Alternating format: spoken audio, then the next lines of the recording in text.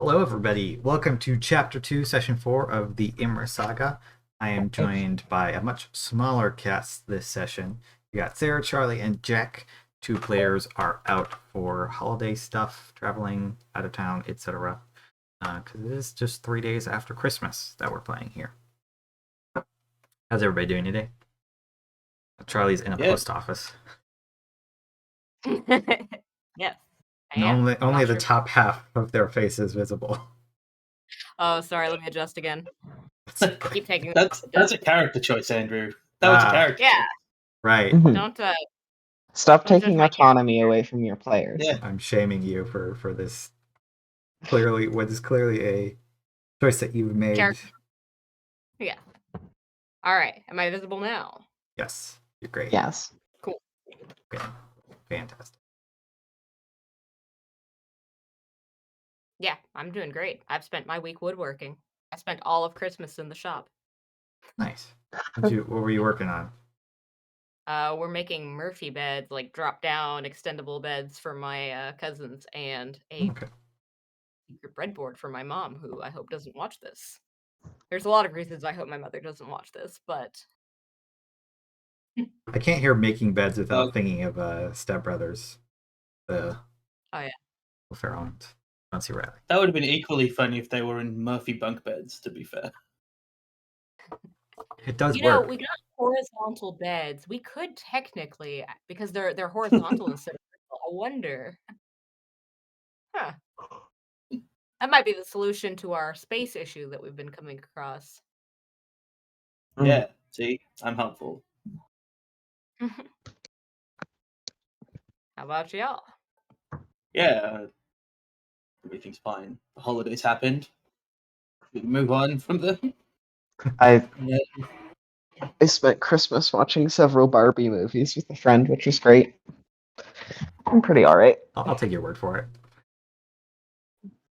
I was there when Sydney binged all the Barbie movies and had to hear their ranking of the Barbie movies. You know, some of them are really good, like legitimately. I'm not having this conversation a second time in my life. I'm not doing it. Like, I've had a conversation about the fact that maybe that's true, but I don't care. Can't do it again. I mean, it's just the simple fact that I don't want to watch what is ultimately purely a promotional content for a toy. Unless it's a Marvel movie, in which case I will watch that. I was gonna say, Andrew. It's not purely for a toy. The toys didn't come first. Definitely with Barbie, the toy came first. Guaranteed. That's true. Anyways, moving away from talks of Barbie, let's get into it. I don't really need to do a session recap for last session, but to catch anybody up who maybe missed that one, or more on the current scenario. You go back and watch it.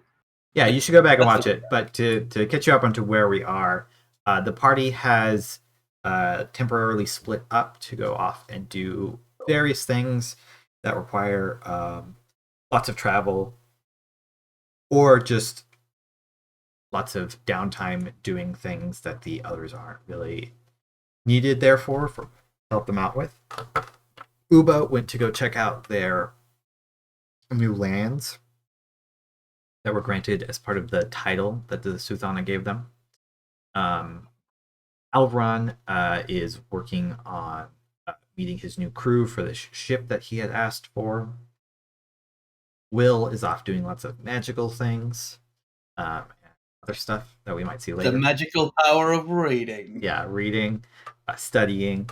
Sulveran traveled with Uba, but will eventually be heading off to head to their homeland once again, up in the high peaks of the core mountains. However, Medea, who has also taken on a title, has been in the process of building a new order, knightly order in Tel Anfagan. And that's where we pick up. It's been about a week or so since Uba left. So a little bit longer than that since you were first granted permission to do this. Medea, you would have already kind of started recruitment, looking for people that might want to join. You've picked out a small, a decent-sized building within the Sun District of Telenpagon, which has a nice courtyard, perfect for training purposes. It can also house. It's probably what it was is an old guild house that was used for something else, but that you've taken and you're repurposing to suit your own needs. So it's got kind of barracks style housing, a kitchen, stuff like that, as well as this training yard, which I think is where we find Medea at this particular moment. Looking out over sort of this sandy field, you could say, there are a number of recruits that you've picked up over the course of this week or so.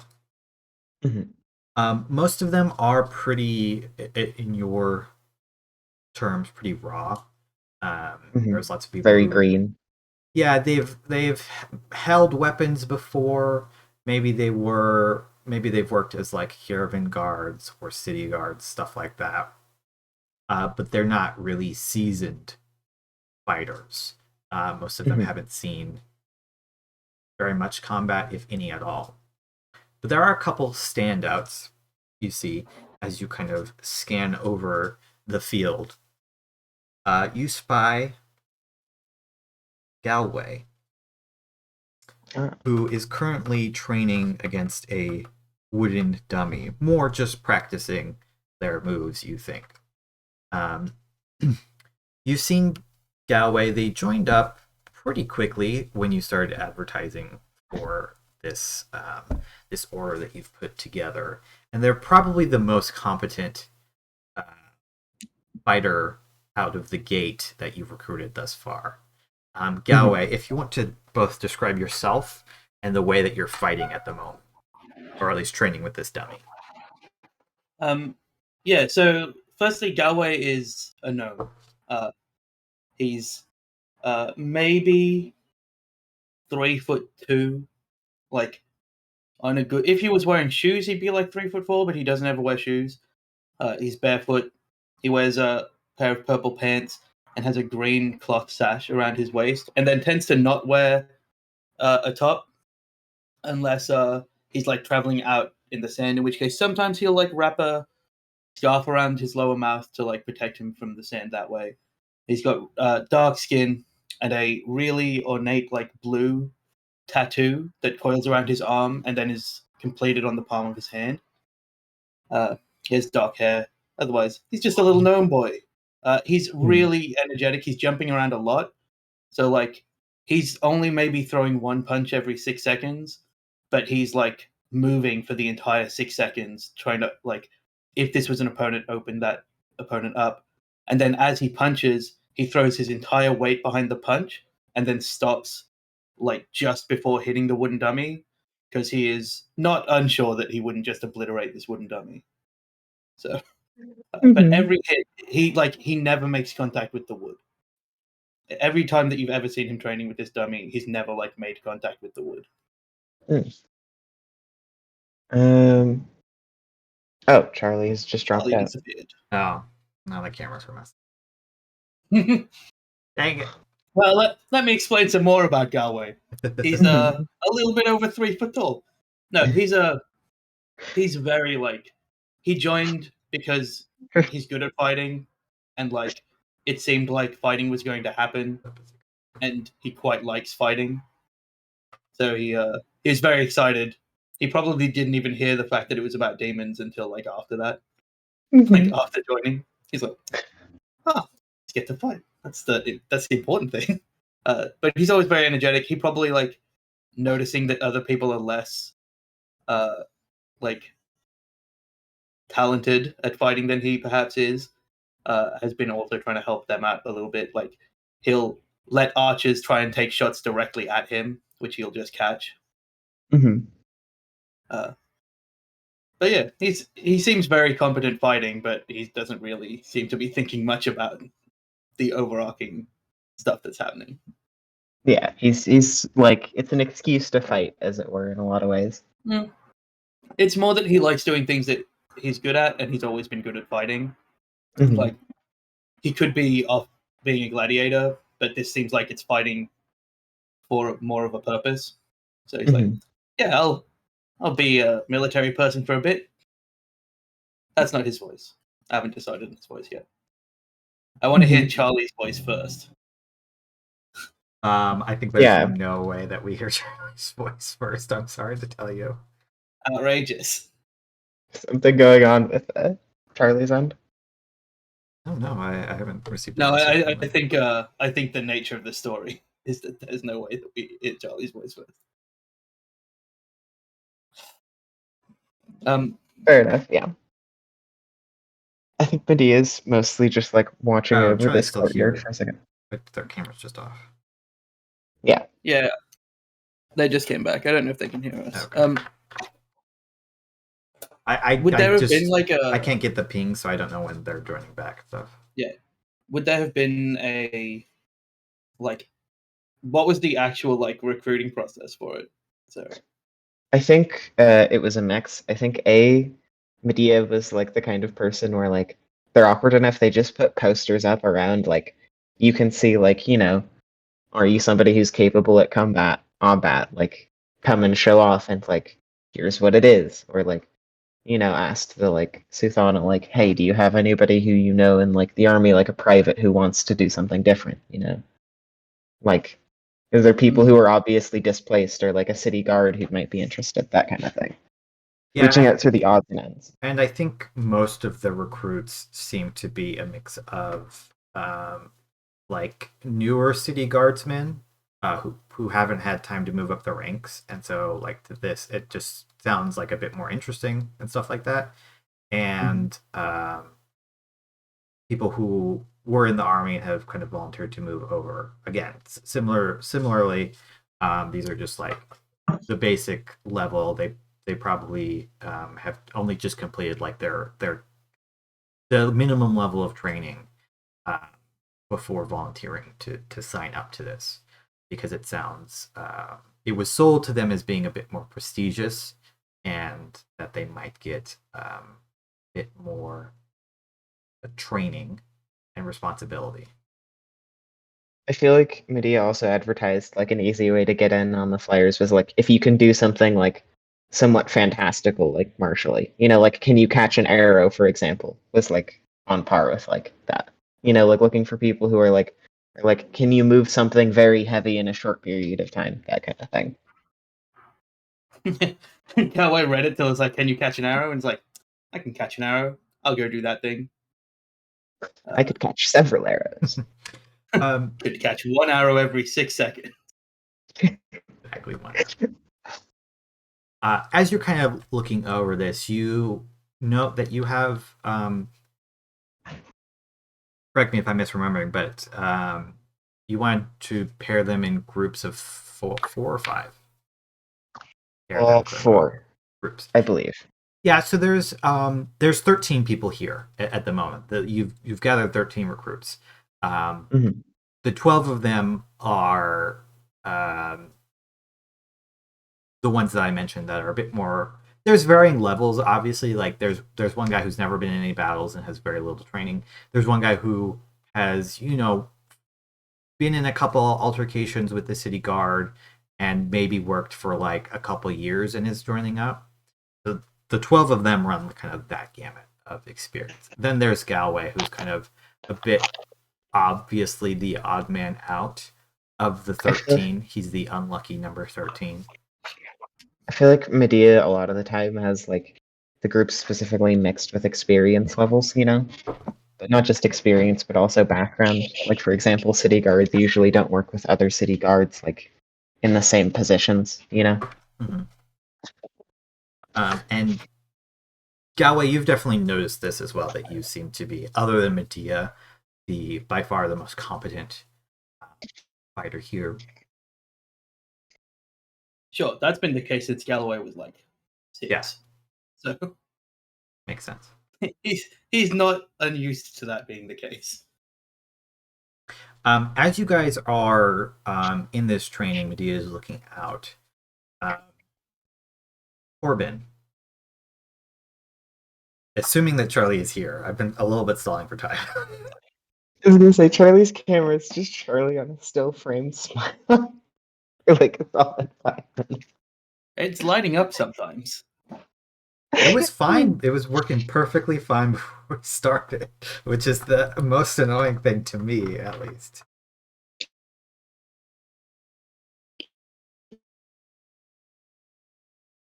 It's like hearing someone try to get through from the other side, like we're having a seance. All right, we'll try once more. I can hear you now. If it's the camera that's messing stuff up, that's, you feel free to leave it off. Like, Yeah, I think the camera is just too much for this. okay. The roboting is coming through in an extremely entertaining way on my end. Yeah, I'm gonna stop trying to do camera. Okay. Well, I can hear you perfectly now, so like that's good. Yeah, I think the moment I put camera on, it just starts pulling too much, and then just eventually delays. All right, so my current awareness of the situation is that Galloway is not physically kicking a dummy into oblivion, and Medea is pairing off and differentiating their fighting crew carefully, and then is that the correct Yeah, summation? so sorry, Corbin, you are you've been looking for Galway. You've were asking around, trying to find them for a little bit. And before too long, however long you've been searching, you were in different areas and stuff like that. But before too long, you've found out that they have joined up with this order, and you've made your way here. Medea, this place is, or not really addressing Medea, but this order is so new that there's not like really somebody watching the door or anything like that. And with all of your stuff, you've been able to get into the training yard pretty easily. The door wasn't locked or anything like that. I don't think Medea would be worried about that kind of thing.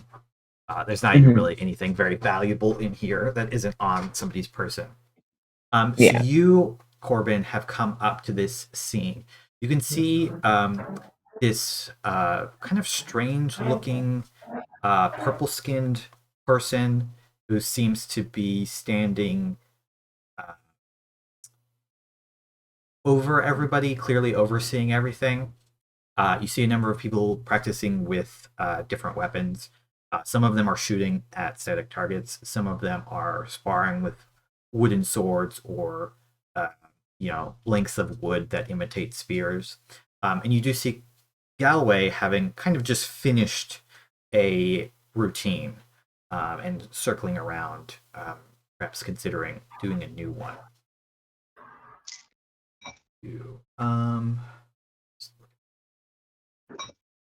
Galway, you, unless Corbin would be trying to stealth, Galway would notice this as they come in. Yeah, Corbin isn't necessarily trying to remain completely unnoticed from this, what I'm assuming is a fairly open room. He doesn't yet speak up, and he is kind of sticking against the wall, trying not to be obtrusive. He's definitely not looking like he's a part of the group, but he is watching openly. Before, sorry, Galway, go ahead. No, it's alright. I was going to have Galway notice his old friend. So, do you want me to intro appearance before that, Andrew? I'm just curious, Galway, would you stop right away, or would you wait since Corbin seems to be waiting? No, Galway would be like, "Hi, Okay. It's Corbin," and then start running over very fast. Galway is super fast. Galway begins to sprint over, which is the point that Medea notices this newcomer as well. Yeah. What does Corbin look? Yeah. Yeah, so this may affect whether or not Galway sprints over. Corbin is currently, and unusually for Galway's recollection, wearing very simple, dark clothing and armor. It is not heavy armor. At the very best, it might be medium, but honestly, it looks light. He is wearing a cloak with the hood pulled up. It doesn't quite obscure his features. He has not quite disappeared into the shadows of it. But he's just standing in the background and he's kind of flexing his fists back and forth, running his fingers over his fists as he watches. And for Medea, who would be unused to this particular halfling, he's not unusually sized. He's very average in pretty much all respects for a halfling. Average build, average height. His hair is concealed by his cloak. But one thing that Galway may recognize him by is the short sword that he carries, that he has always carried, that is kept well polished at his side. Galway notices that there is something different about you, and probably takes in all of the things that are different, but it's just like, but that's a man standing like my friend Corbin, so he's just like sprinting towards you. I was gonna say, I feel Although like you said halfling, right? Because halflings Yes. don't exist in Imris. They're all gnomes. Sorry, gnome. Yes. So yeah. Yeah. Whatever. What the gnome then? Yeah, the little people. Yeah, The little the ones that don't have beards. That's I how you feel look at it. I feel like Medea He definitely says- watches this because it's unusual. But like a big part of the order is that Medea isn't like opposed to like friends or family visiting people here. Like it's like an open door policy for people coming in to say hi or socialize in, you know? Mm-hmm. So in that case, Corbin just automatically shifts back one foot in a little bit of a the way you get when an exuberant friend is coming towards you and you know that that friend is always exuberant. He just sets his balance a bit. And he kind of flicks his head back. And when he does, his hood falls back across his shoulders, revealing hair that's gone just a very deep streak of gray. He has short curly hair that's a little longer in the back, not quite mullet style. But there's just a shock of gray running through almost one half of his head. And much less enthusiastically, he shouts out, "Oh, Galway." Galway, as with everything, is absolutely full motion until the second that he is stopped completely dead. And like he stops like maybe an inch or two inside what would be personal space, and then just stops the entire motion of his body, and then is just jumping like side to side, like a puppy that's excited to see someone. It's like, Corbin, I haven't seen you forever. Are you here to also fight the demons? And Galway like gestures as if to something grand, but it's just like some people that are hitting each other with wooden swords. Yeah, yeah. Corbin just I suppose I shouldn't be surprised that I found you here of all places. Galway Ironfoot, I found you here. And he does start slowly looking around at the demon fighters. Yeah, I get to fight. And not just in bars and not just in rings. Like, I get to fight something else. Demons, apparently. I don't know what demons are that much. Corbin, as you look about, this group seems to you perhaps a bit fresh to face demons, as it were.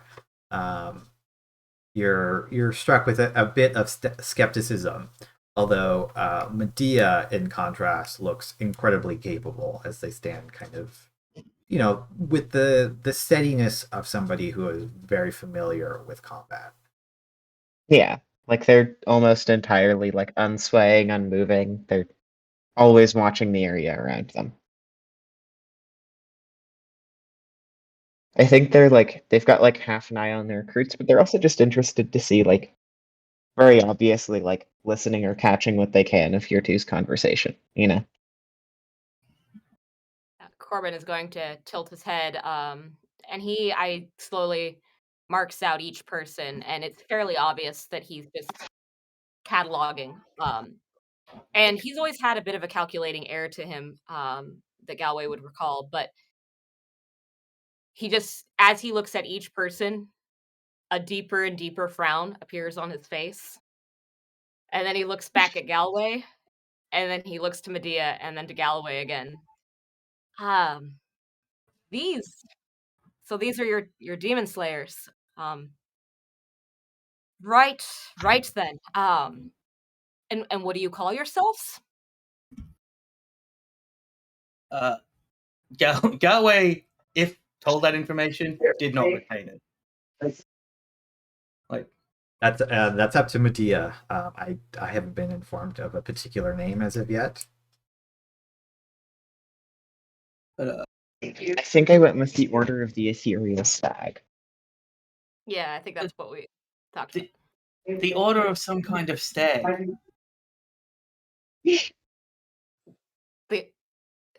That sounds like a pub.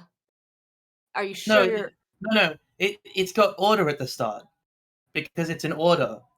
A pub would be something like just the drunk stag. I've spent a lot of time in pubs lately. Like, I'm telling you that's how they name them. You should just ask. What's Medea's rank? Pashir, I think Andrew said. Yep. Just ask the Pashir. I'll do that. I'll do that. Also, what have you been spending all your time in pubs for? And at this point, he turns and he's looking rather ugly at you. Because if people get rowdy, sometimes they try and hurt other people, and I can stop them hurting the other people. Of course, that's what you've been here for. Yeah, I'm going to go talk to that Bashir of yours. You keep beating up on that dummy of yours, Galloway. I'll be right back.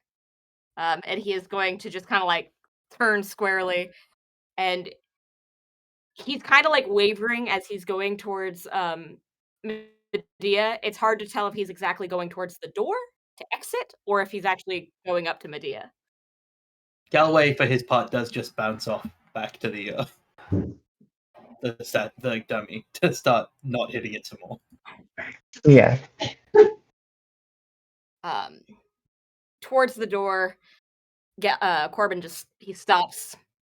He just takes a very deep breath, kind of squares himself up, rolls his little shoulders out, puts his hand on his short sword, and then twists and stomps straight over to Medea, and just looks straight up at them. He also has, it seems, Galway's habit of getting a little too close to people.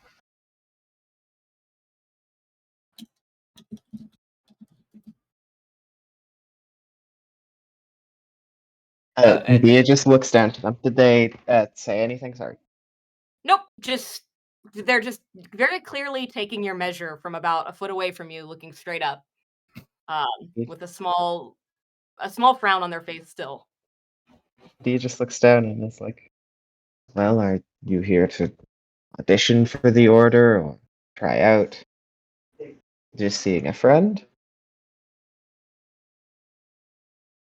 You're supposed to fight demons with them. And he just points in a way that very distinctly gestures away from everybody but Galway.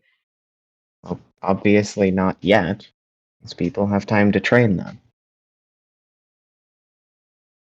So you're not just using those ones for cannon fodder, right? Because that's what they look like to me right now. Fodder. No. If a demon were to come here, I would... Well, if Galloway chose to run, I would be here to protect this place myself. Otherwise, no, I would not send them into combat unless I was sure they could come out of it safe. That fool has never run from a fight that other people were involved in his entire life. I don't think he's starting now. Hells. Sign me up. There's paperwork in the other room. Follow me. Okay. You guys move off to that next room, and we're going to take a quick break because we need to do some quick camera stuff. Technical issue break. Some technical things. So we'll be back in like 5 minutes or so. Sorry about the issues, but what are you going to do? It's better to get them up at the start. Yeah. All right. I'm going to go do that real quick.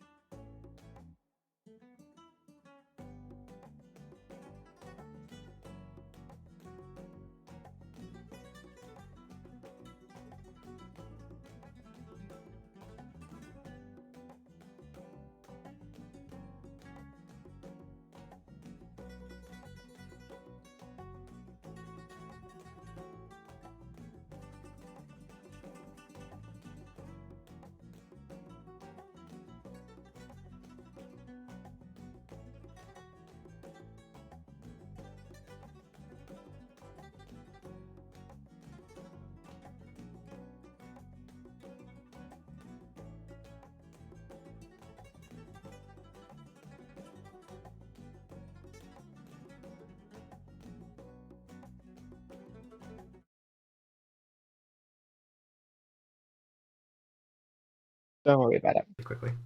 All right, we're back. Sorry about the technical difficulties. So, Corbin, you've just followed Medea into this space. It's like lightly furnished. It's not. It doesn't have the feeling of like a lived-in space where like you know things have been collected, shelves are full of stuff, kind of thing. It's just like a fairly empty room. There's like a couple rugs here and there. It's clear that someone's newly moved into this space and hasn't really made decoration a focus of their efforts.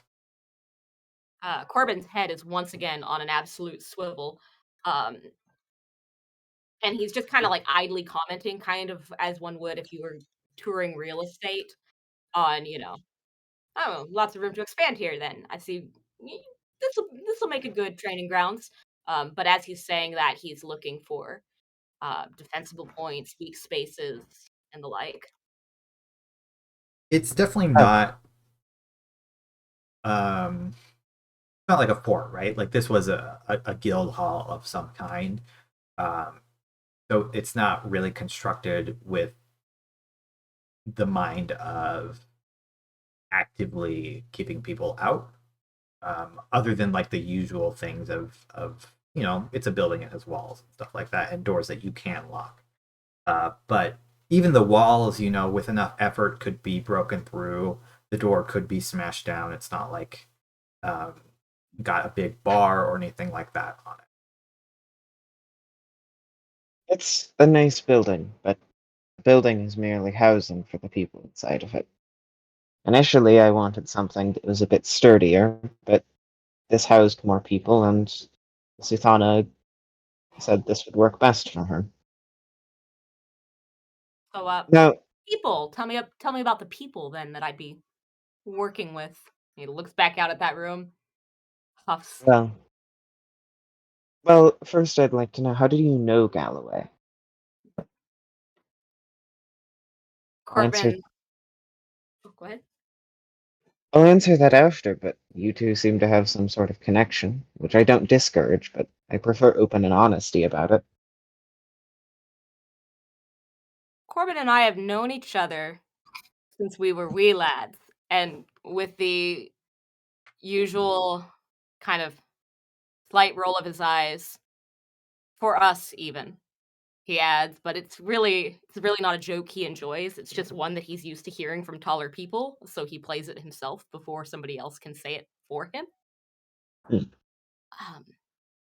He came to my village, very small. He was an Ironfoot. My ma told me that I best be friends with him, that I best look after him, and so I did. Until he grew up, kept getting into far more trouble than I could possibly keep up with.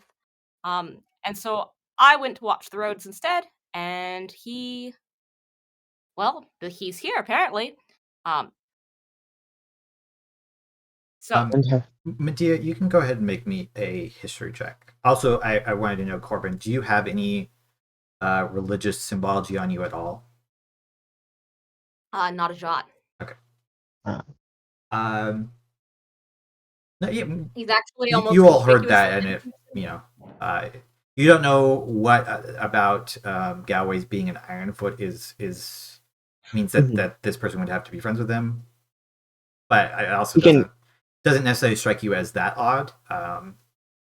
Context-wise, I think he's just like, oh, it's like a big family in a small village. Yeah, that's probably what the assumption would be, since you don't know the specifics of that.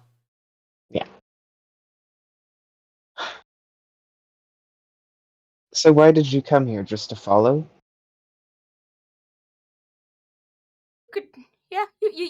You could say that. That's not meant to be derision, but it's more. I knew he was around here. I heard what was going on in this order of the Ethereal Stag. Ethereal Stag. Got it. So I heard what was going on in the order of the Ethereal Stag, and I figured it behooved me to join, if you would. Oh, God. That was unintended. Did you sneeze? What was that? And that never happened. Woohoo. And I go like on it. survive. It feels That was in very funny. character. That's great. Yeah. As soon as he says it, Corbin just gets this grimace on his face. That was beneath me. Yeah. Let's carry on. Well, to be frank, my only question is much as I enjoy Galloway, do you also have any genuine desire to fight demons, or are you here out of curiosity? Either is fine, but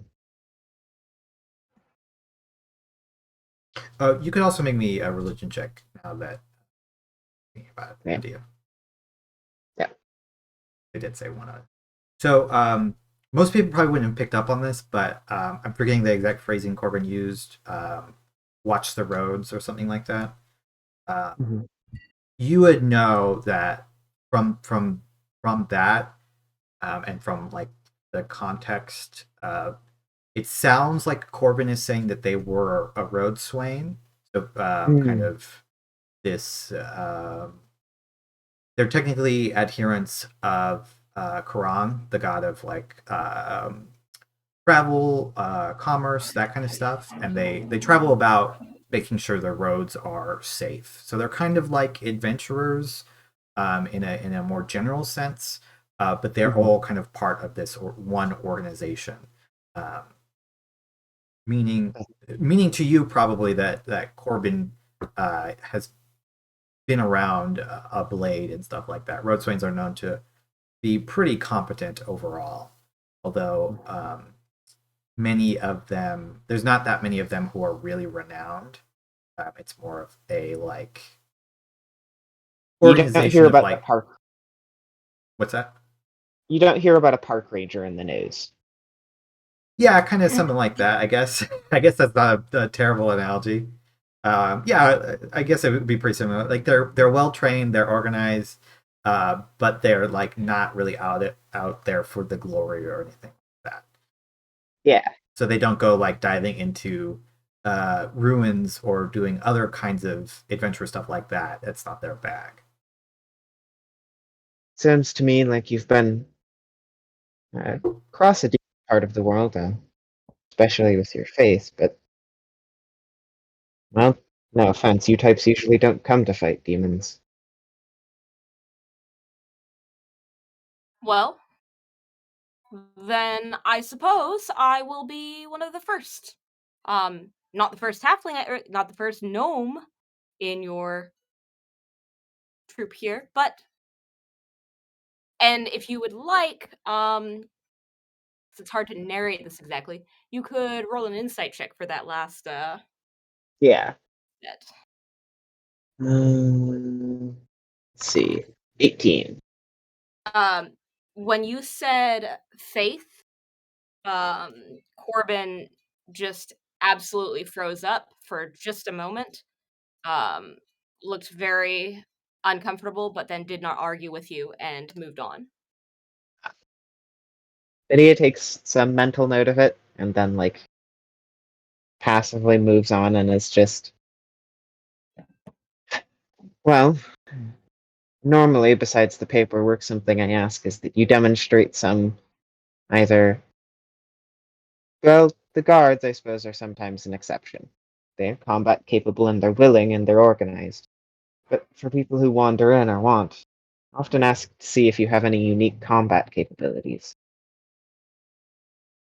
Do you have any of your own? Corbin is going to take a mild step back and just kind of adjust himself.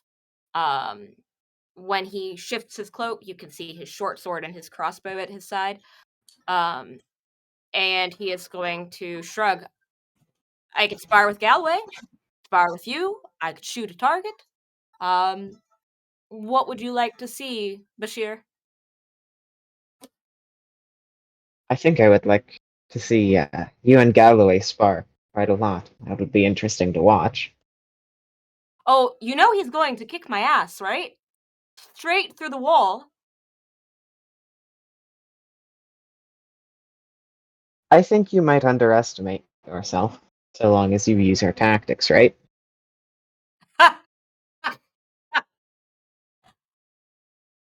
So, what I ask you to notice when I spar Galway is how elegantly I go through the wall.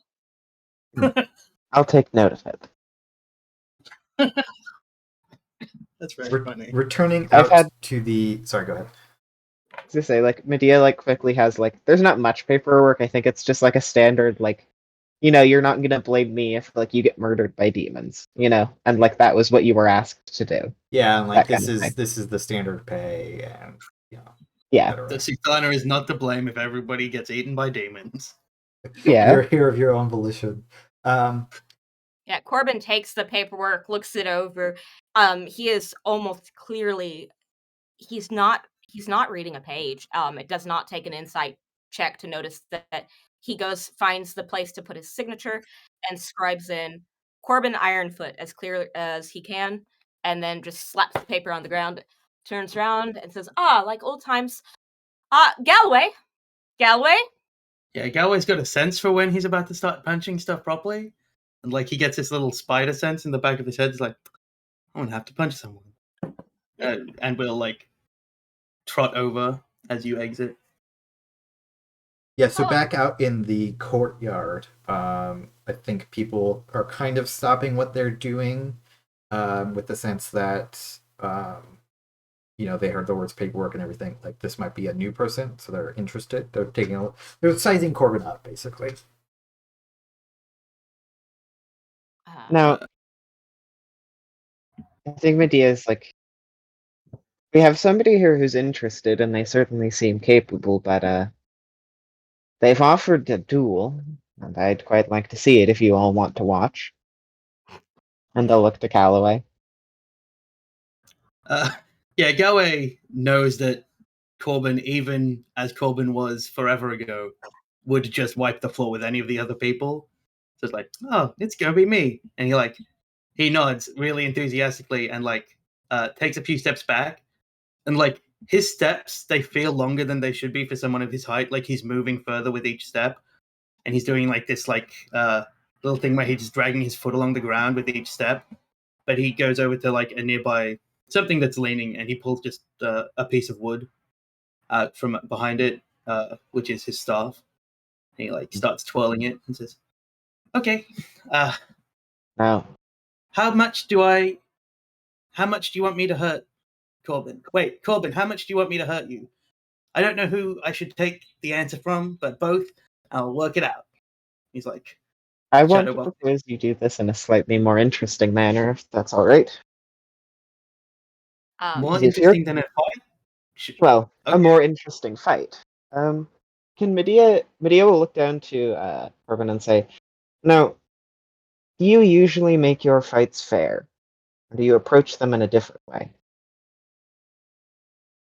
Corbin stalls for just it's a good 2 seconds where he looks at Galway. He sighs. He looks back at Medea. Well, only a fool would tell you directly that they just charge into battle, which is probably what he said. But I like to be a little bit charge into battle. I'm very good at this. So if you can afford to be. I have to be a little bit more clever about the way I engage my foes. What do you mean by clever? Do you mean, and like Medea thinks back, I have a friend who would sneak and sleuth around pillars, or somebody I know who's a bit more direct with their spells, or somebody who likes to, direct their teammates to help them. How do you go about it?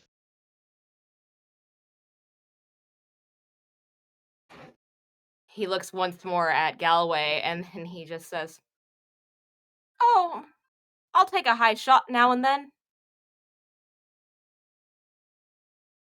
How about this? And they look to Galloway. I give Corbin 1 minute to prepare while you look away, and instead of merely who can beat the other down first, it's if you can reach Corbin, for you have to give up. However, you both must stay within the confines of the courtyard, That does not restrict the walls or the roof, however. Unusual tactics are permitted. I just have to reach him? Well, I assume once you do, we both know how the fight would end, right? I really do think that you can get a lot about my fighting style just by seeing me elegantly go through that wall over there. How big is the whole area? It's sizable, but Galway, if you were to put all your effort into it, it would only take you less than 6 seconds to cross the whole thing and then be halfway back to where you were standing. Yeah. The Pashir's the boss. I'll do whatever you like. And just tosses the quarterstaff away, but it spins and lands roughly exactly where it was before. The courtyard is basically it's about 100 feet wide and a little bit less than that long. So it's sizable, but Galway, you can move really quickly. Yeah, Galway pulls the especially as a monk.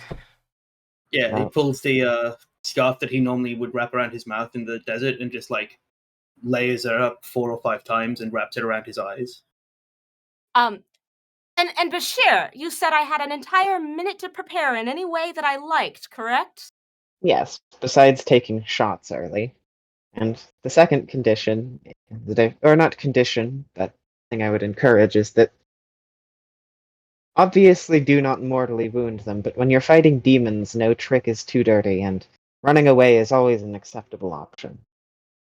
As I have had to learn, don't be afraid to make use of things that would seem underhanded. Yes.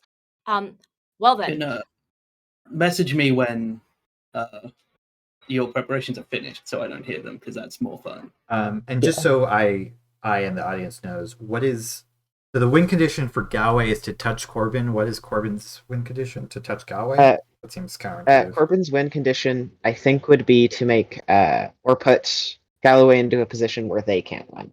Essentially, who can ever create the most favorable spot for themselves first? Can Corbin take down Galloway before Galloway can reach them? That's how I would put it. So, in that case, if you want to deafen briefly, but I don't really think that this is. It might be deafenable. Okay. I don't know. Because what's going to happen is, well, you're blindfolded. Yeah, go ahead. Go ahead and I will message you in just a moment. Hearing the correct rules, I will borrow a dagger from a weapon stand on the way in case I do need to throw something an extra few feet. There you go. Yeah. So yeah, Corbin wants to make a sleight of hand or dex check, and he wants to use his manacles just immediately on Galway. On Galway? That is oh my god. Yeah, definitely. At his ankles. Okay. Yeah. Yeah, I would say that's probably stealth and then an attack roll, I would say. Okay. Yeah, that works for me. He knows he can't run away. That's the exact kind of thing I wanted to see. Yeah. That's right. Smart. Okay. Yeah. Yeah. You can tell Jack to unmute or undeafen rather. Wait I hope this is interesting, Andrew. By the way, this doesn't derail the idea too much. Good. Hello. Okay. I was looking at my. Sorry. Go ahead and make the first check, and it'll be at advantage because technically Galway is blinded. Okay. I did 2, but the first one rolled. You're rolling privately. Oh. I need you to right click and unprivate. I'm fixing it. Yes. Galway, can you make me a perception check? We'll use the first one. Okay. Well, you had advantage, but yeah. Okay. And then I need you to make a just a straight D20. trying to decide how I want to. If this should be A skill dex check attack? or an attack roll. I feel like sleight of hand would be really fitting.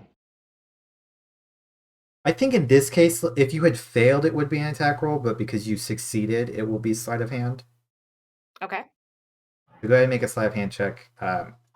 Again, at advantage because Galway is blindfolded. You rolled privately again. Yeah, Okay, I don't know why it's on that default. I'll fix that. You have to. It's the right below where the thing is. You can change the default roll mode. Okay, thank you. Wow. Really, really good. Corbin or Galway, make another perception check. Can I use like the fact that this is, I assume, a relatively like sandy ground to get advantage by looking for where his footsteps went? I'll let you make it without disadvantage because you're blindfolded. I took a blindfold off when the things. Oh, this is still happening while I'm. This is still happening while you're blindfolded. Oh, yeah. No, that's not the rules. Galway's not doing anything during the minute. That's the minute to prepare. Okay. Yeah. Like, I'm not. Yeah, Galway's not trying to cheat. How dare you? Yeah. So, you're not making a perception check? No, because it's within the minute that is your preparation. You should make the perception check still, because this is, I think... You're allowed to notice if something happens, yeah. Like, using your senses is a part of it. Yeah, but I don't think Galway's thinking of it that way. You said give him a minute to prepare, in which what's Galway happening? I'm having you make the check because this is happening in such a way that there's no way you wouldn't have a good opportunity to notice something happening, because it's happening... Okay. It will become very clear why, but it's happening very, very close to you at the moment. Okay. Galway, you suddenly, like very, very suddenly, feel your hands are your wrists have the cold touch of steel around them, probably iron actually around them, and you kind of pull and feel yourself manacled. My wrist? You're you've got handcuffs on. You've become a manacled. Okay. And you hear a couple of the other recruits like kind of just chuckling, like. And Corbin, if he as soon as he clapped those clothes, he would be bolting, just as fast as he could into the building. Okay. And Galway, this would definitely be unlike Corbin, who was very used to getting so playful. Yeah, so playful and so dumb, which are both not how Galway sees Corbin. Yeah, but he just then immediately hauls ass out. It is not like his usual just take his beating. Sure, I remain the minute. Okay. Until someone tells Galway to take the blindfold off. A minute passes unless Medea feels satisfied by this display. After a minute passes, Medea walks up and unceremoniously just pulls the blindfold down. Galway, you can see Corbin also, is... Sorry, go ahead. I was gonna say, I imagine the courtyard does have one of those almost awnings near the edges with pillars. Yeah. Mm-hmm. Corbin left the courtyard. Yeah. I thought you were restricted to the courtyard. Well, oh, what? No, yeah, the courtyard and the courtyard wall. Yeah, so but the roofs too, right? We're allowed at the walls or at the... You're allowed on the roofs, so anywhere in the courtyard, and on the roofs was my recollection of what was allowed. Yeah, on the roofs near the courtyard, as it were, the surrounding area, if that makes sense. Yeah. Okay. If you want to get on top of the courtyard, that's fine. You couldn't go inside; that would be cheating. But anything else. Okay, yeah. So in that case, Corbin just got to the most out of way place he could behind a pillar. Okay. Go ahead, and now that Galway can see, and I assume is looking around, we'll do another stealth check versus Galway's perception. I might want to do something else first. Oh, okay, that's fine.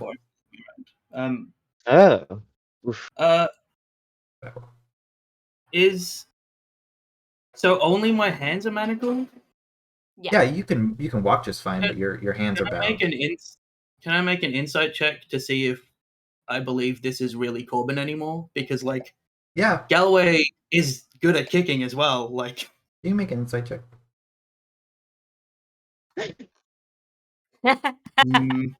I don't think it's this is Corbin. I'm going to beat this guy for impersonating my friend anymore. All right, yeah, sure. I'll look for him, I guess. Like, look around, check the ground for any movement signs. Yeah, make a perception check. Very good perception. So Corbin has moved off to behind a pillar, and probably most people still wouldn't be able to see them. But you know Corbin pretty well, and casting your eyes about the field, you can see the freshly turned sand where you probably think that they moved, and are pretty reasonably sure of their current location. Is it within 40 feet? No, but it's within, I will say, 80 feet of you. Fine. I'll use How is it, like 80 feet, or is it within 80 feet? I have different range stuff. I'm gonna say it's exactly 80 feet away from you. Okay. They're off in the corner behind a pillar. All right. Yeah, I'll use my bonus action to spend a key point to dash, and then I will run over there and start by, like, as soon as I see Corbin, I like lunge with both hands as if to hit, and the people that can see it see that, as always, Galway's attack stopped in the middle, and he like rotates his entire body under the momentum of his fists and slams both feet directly into Corbin, trying to push him like through the pillar. Brutal, Christ. That does just hit, unless Corbin. I don't think it's showing the armor I thought I'd equipped, but he would just be wearing light armor, so. No, it is showing my armor. You have stud leather. We're good. Yeah. Should be AC 17 max, yeah. They do not, I will tell you, they don't have. Oh, you. And then. The stats are wrong in the thing. From that position on his back, he like swirls his body up into like a rising kick to try and kick Corbin through the pillar more.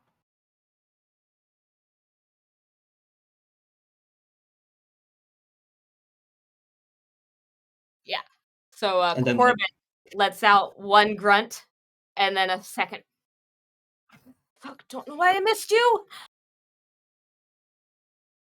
Why my fate? Why not my fate?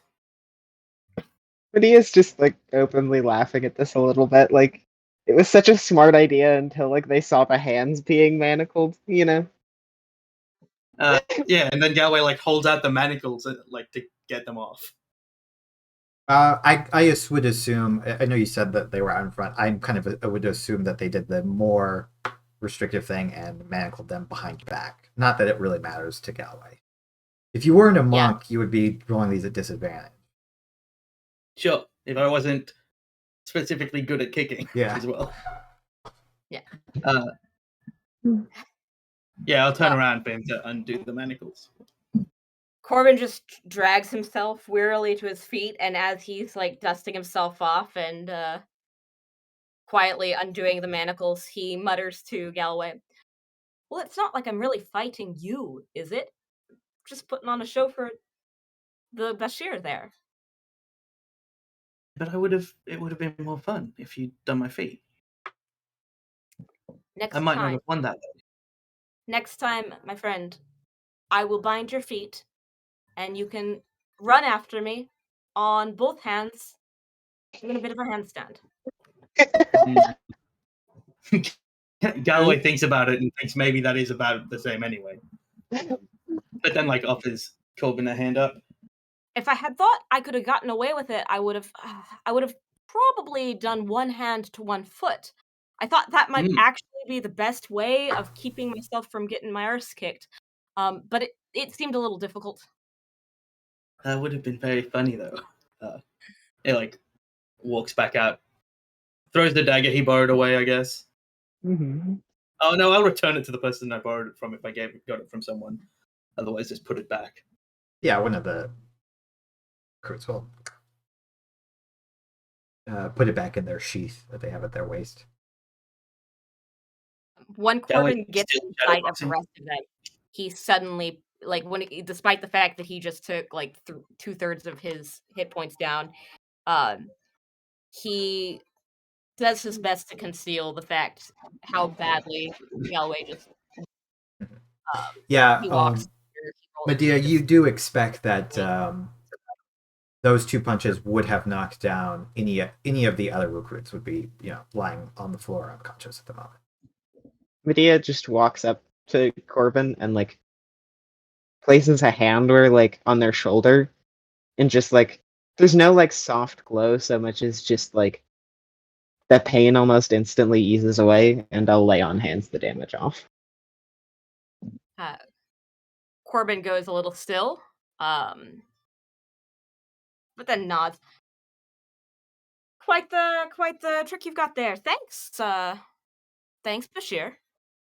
Of course. I have to say that was impressive from both of you, well, honestly. Corbin, I was expecting you to go for the feet there for a second, but... Problem was, if you have ever tried to shoe a horse, if they notice you and kick you, it's really unpleasant. He's right. I would have stamped on his arm if I felt it on my feet. But also, Galway, like the tattoo begins to glow on his like wrist. It says, "I have some new tricks since I saw you last, and I would have still got you, probably, maybe." Oh, almost certainly. But did I pass your little test, Bashir? Can I finish out that paperwork now? Yes, you may. It was sufficient critical thinking, so I'd put it. You thought up a strategy and devised it. To be honest, it would have worked much better if you had a group with you. Take advantage of it. Yeah. Imagine that. Well then, I'll be right back. And he just skitters off, not quite as peppily or as cheerily as Galway goes everywhere, but more kind of like that quick, purposeful stride. You definitely do notice, Galway, that Corbin does seem markedly different than you remember, although still the same person. That whole like underhanded manacling is not how Corbin used to be. The version of Corbin that Galway knows is not that person, but Galway's sure that most people change that aren't him. But most people. He goes back to nearly punching a dummy. I think Medea's been... It's become more evident that that's not even really training, because he doesn't really punch that often. So. Yeah. I feel like Medea will offer part of the day, like afterwards, like, do you want to like actually spar? You know?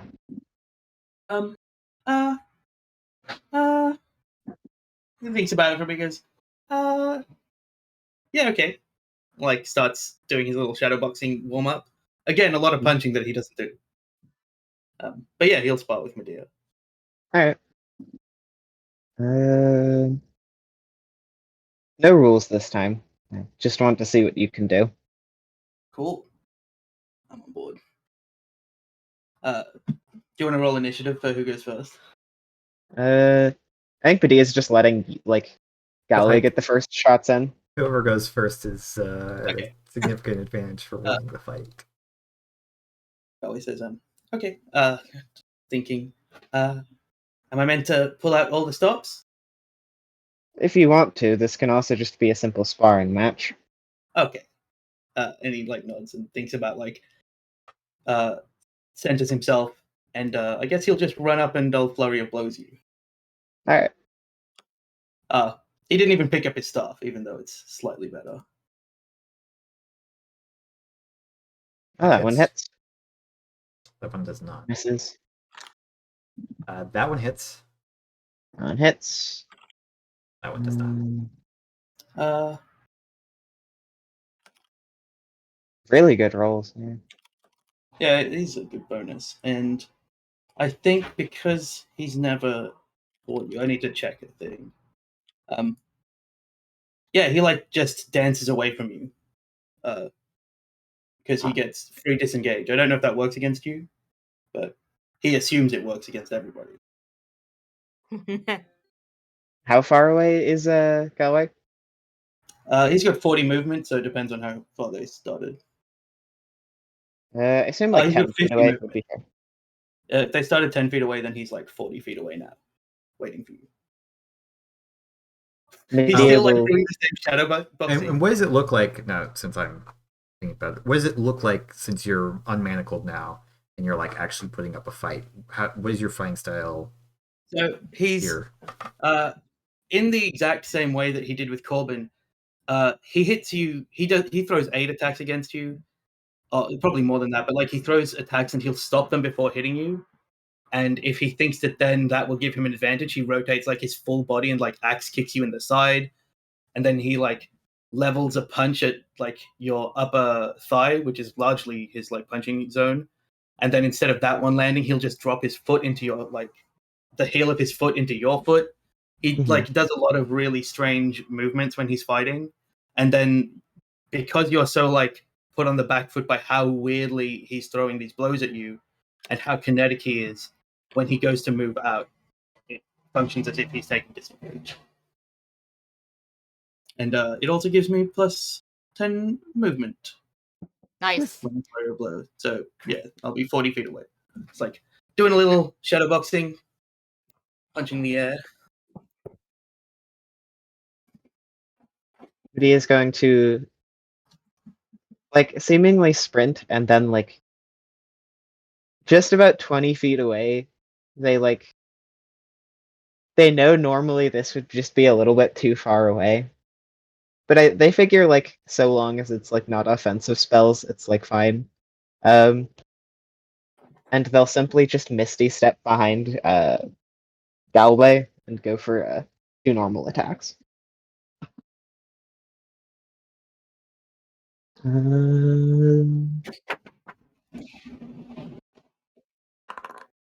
It's an 18 hit. No. Oh shit. Yeah, I have a max wisdom and dex. Terrible rolls on my part. Yeah.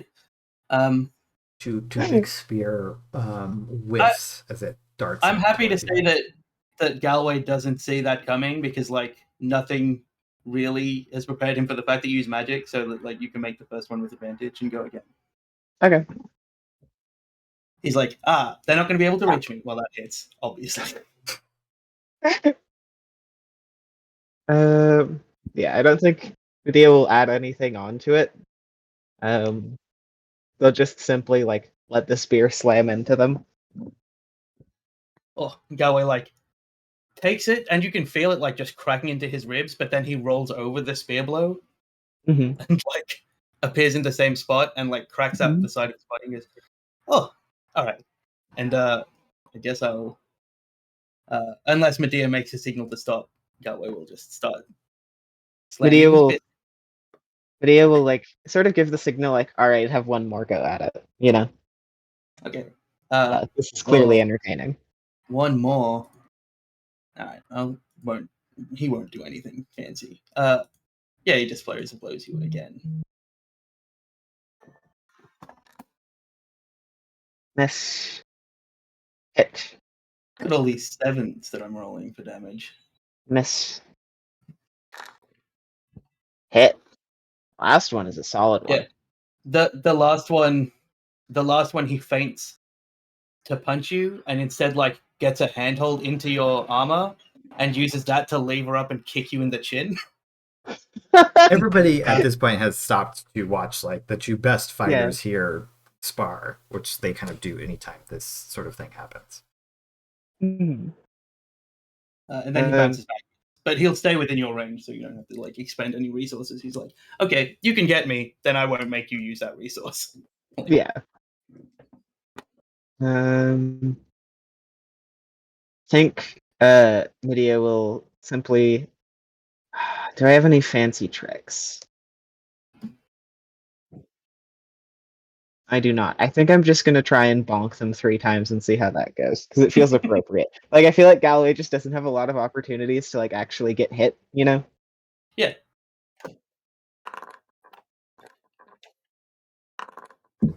Let me do the math.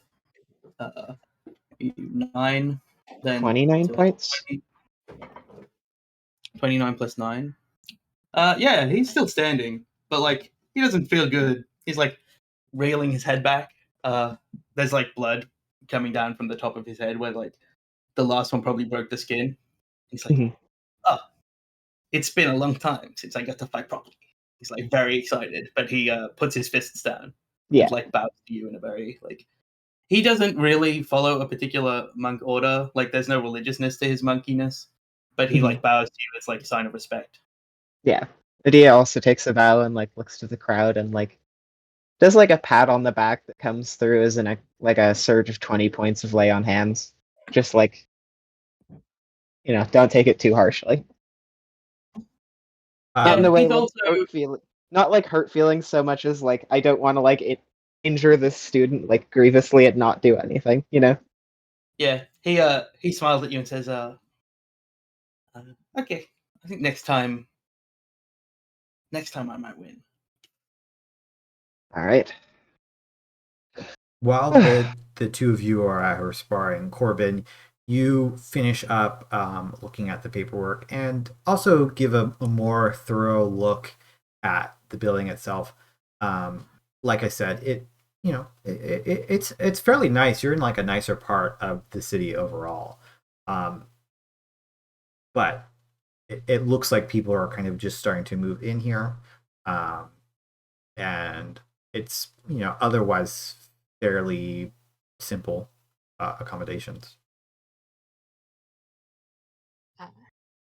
Yeah, so in that case, Corbin will come back out to probably watch the end of the, or at least to watch them at the last moments where Galloway is acknowledging Medea as the winner of that bout and bleeding thoroughly.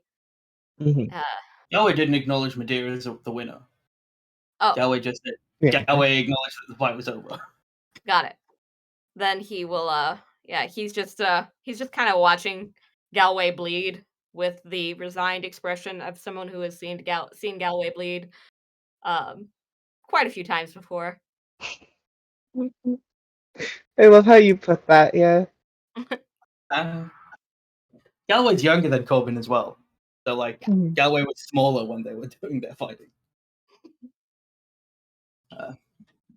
I think I envisaged Galloway as being born with a level of monk.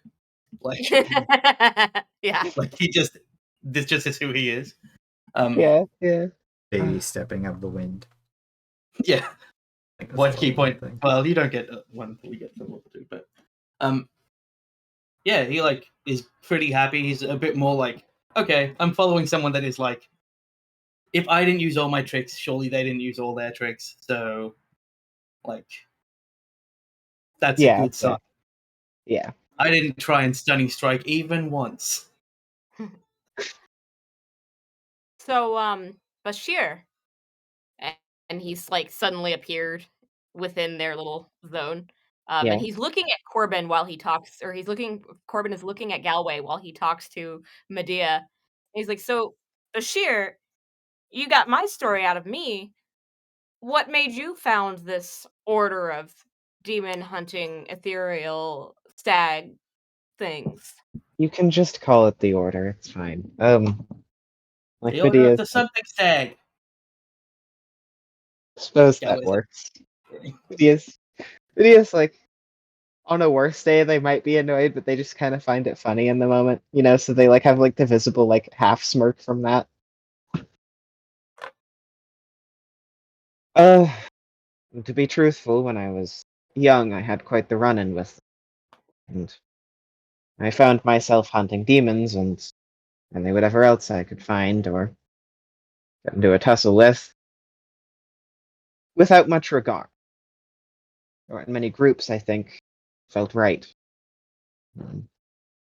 And well, I suppose I was on a path of revenge without quite the right course. I wanted a place where people who were determined to get something done, but have had tragedy happen, have recourse to look to. And demons are often the source of tragedy. So if we're going to help people in those times, we must be equipped to deal with them. I also Corbin's wanted a just place. standing there, and he's just like, he's still looking at Galway, but he's got his head tilted so that he can hear Medea, and he just keeps tapping his foot like he's waiting for the end of the story. Oh, rude. And on my journey, I met some friends, and we decided we would, well, we learned an issue with demons in the future, and have been fighting them since. Eventually, we were commissioned by the Suthana to head into a city full of them, and I think seeing the horrors inside there made me realize just quite the extent of the issues in this world. And Corbin looks at Galway, back to Medea, back to Galway. So, were you with these friends in this city of demons? Because none of these folks were, right? Galway's like, no. I was in Thwaite for a while. I was like fighting for money, but I just came back, and then I saw a thing that said if you can catch an arrow, and I can catch an arrow. So where are your demon hunting friends, Pashir? Ah, well, I suppose one of them now owns castle somewhere from the last letter I got. We intend to go hunt more demons, but after what went on, they've all gone to deal with some personal business for a moment.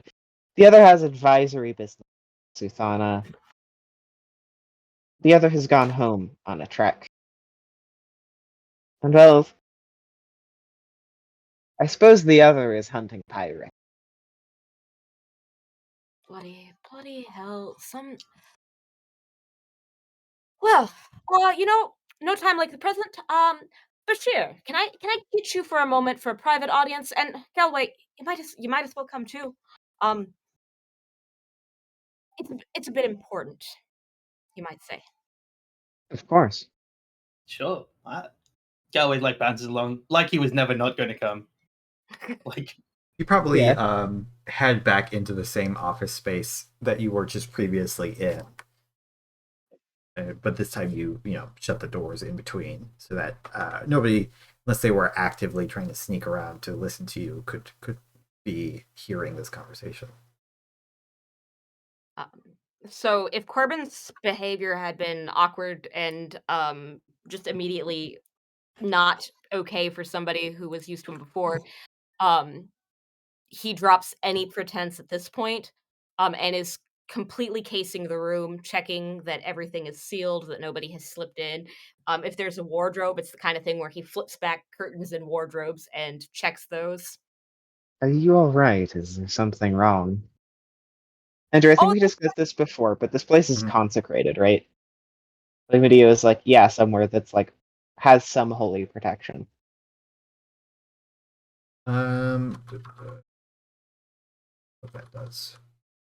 While Corbin is casing the room, Galway's like, well, this is weird, and runs outside and gets his stuff. Maybe this is not Corbin. Maybe this is going to turn into a werewolf. I've heard stories of them werewolves. Is there something wrong in specific, Corbin? Certainly something wrong.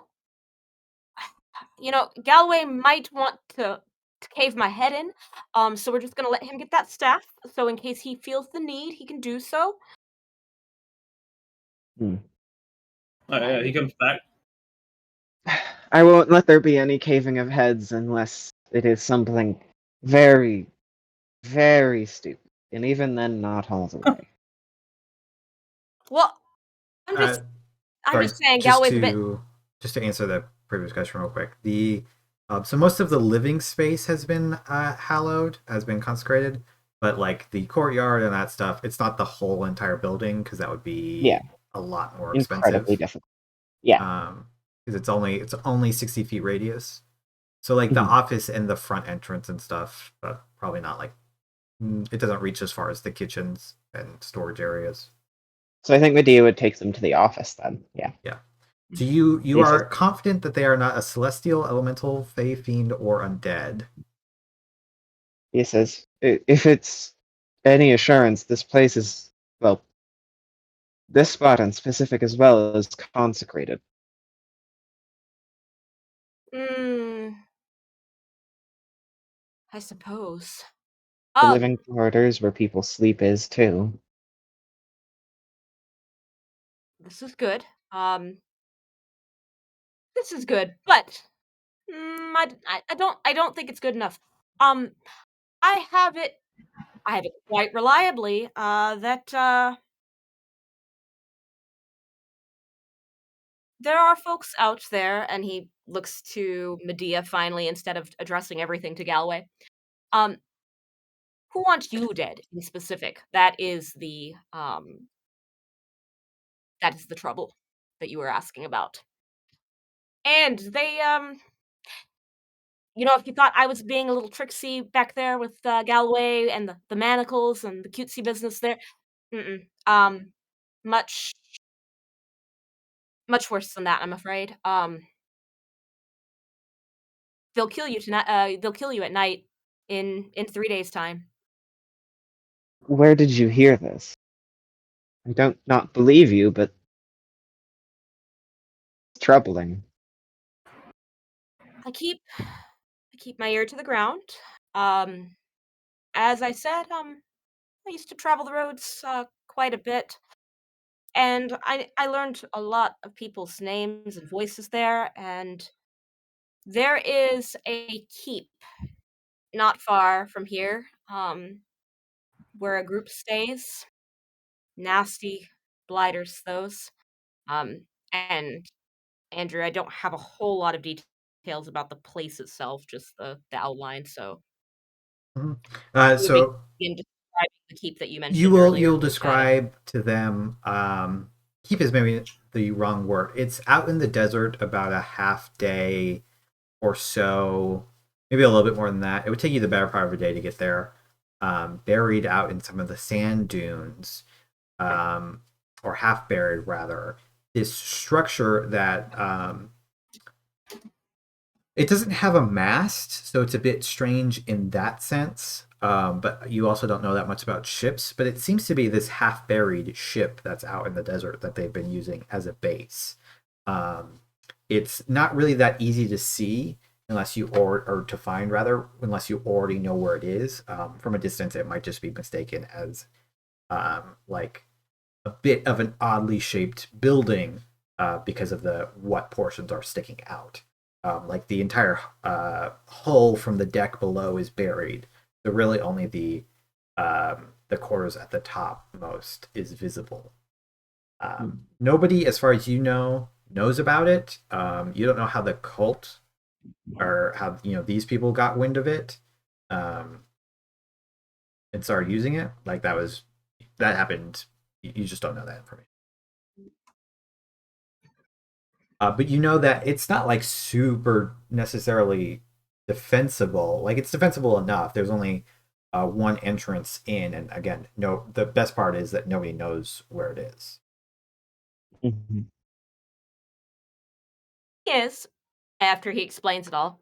So the thing is, they're expecting to slip up and kill you in your bed, and I think it would just be prudent to slip up and kill them in their bed. You said there's only one entrance. There is only one entrance, it's true. Ah. But you might be able to dig out some of the other ones, but it would.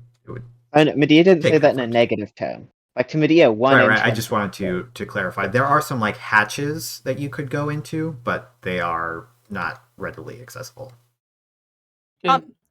Said they I are roll- nasty little lighters. If you just wanted to stick a water, like quite a bit of kerosene in there and set it alight, and wait for them as they came out, that would probably work too. And he does not. He has stopped looking at Galloway entirely when he says this. Can I roll an insight check on just the entirety of Sure. Corbin's story of Yeah. traveling on the road? Can I make a? Both of you can make insight checks. Yeah, I'm not asking Galloway the is rat. not dumb. He just doesn't care about things. Yeah. Oh no, Galloway is dumb. This is all fine. Wow. All of this is normal and fine. Incredible rolls. Just Just an 8 in insight. A 1 and a 2. Yeah, I mean, to you guys, like, Can I have advantage because he's my old friend? Sure, Galway can have advantage because it's his old friend Corbin. I'm gonna critical fail this one, so. Well, I'm not letting you do 3 rolls, so unfortunately we will take the 1. I don't know why that rolled. Oh, I just see the 1 roll. I just have a nat 20 pop up, and that's it. One roll? There was a 1 before that, yeah, which is the roll I'm going to take because. Oh, no, I'm a halfling. I'm a halfling. Oh, that's yeah. why. That's why it rerolled. That's got why. it. Okay. All right. I forgot. That's funny. Right. Yeah. It's because. All right, so we were going with the 20. Yeah, so it is actually a 20 with if you would have had advantage because the second roll you would have been able to reroll. You lucky bastard. Okay. I'll So let in you that describe what's going on if that's fine with me. Yeah, okay. So in that case, when you take this second look at Corbin, looking for, listening to this story, it's almost like he's not even really trying. He's saying all these things and he's just running through the story very quickly. But he's not bothering to look at you. And if you take another look at him, you realize none of his clothing is right. The shock of gray hair, his face is just, he's always been a little bit older than you, but he looks far too old right now. And he did not run across this information in a tavern. And he is terrified. He is that is the only thing that he is actively trying to hide, is the fact that he is just scared to death right now. And he keeps looking towards those doors that he has already checked. And he absolutely expects the worst to happen in the very next few moments. He is ready for a fight. He says, okay. None of that's real. Well, I mean, some of it's probably real, but, like, none of you is real. So, why don't you... He, like, puts the staff down upon seeing that, like, Corbin's actually afraid. He's like, alright, I don't know if this is Corbin, I don't know if it's someone else. I'm gonna put this staff down. I don't really need it to, like, mess someone up anyway. Like, it's a really minor help. He puts it down and says, why don't you just tell us, like, the truth about how you found out?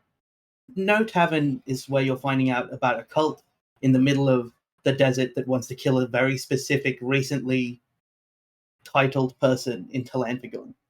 That's not how the world works, and the Corbin I knew would know that. So tell us the real thing that's happening, because it's impossible to differentiate what's real and what isn't.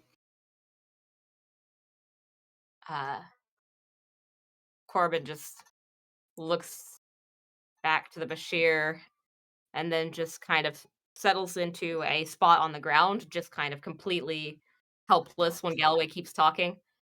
It's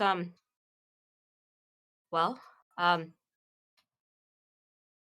guess this is I'm really supposed to be killing you in 3 days. That's what's happening. Oh. Is there any reason why? You've been paid?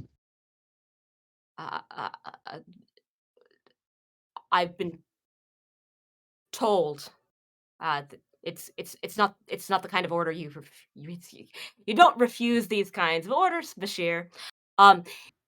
Except for, you could probably defend yourself, but all those folks out there, it's just and It would Galway. be a slaughter. Oh yes, it would be a slaughter. If we go and kill the people, well, beat up, whatever. Kill them, wants. please. Sure. Please kill them. Well, does that fix your problem of being occasionally told to just murder people? No, but that's really not a problem that you're going to fix anytime soon, Galway. But it would indebt you to the Order of the Ethereal Stag, right?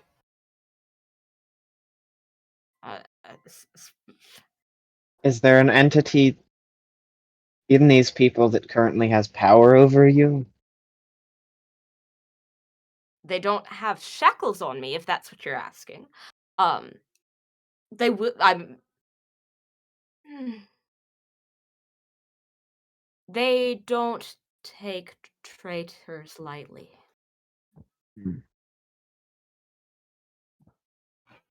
In a few days' time, I know people who can deal with curses and the like, if that helps. But they aren't here now. But I'm certainly willing to help deal with this predicament. Dead. That's my them dead. If that's all you need, I am happy to help, so long as these are genuine cultists dealing with murder and the like. But if there is a more preeminent solution to your problem, even if difficult, we can pursue it.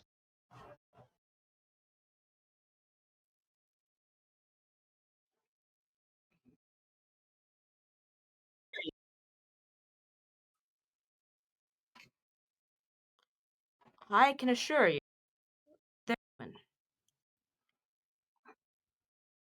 We'll deal with this first. What? Is Charlie cutting out for anyone else? Yeah, I tried cutting out.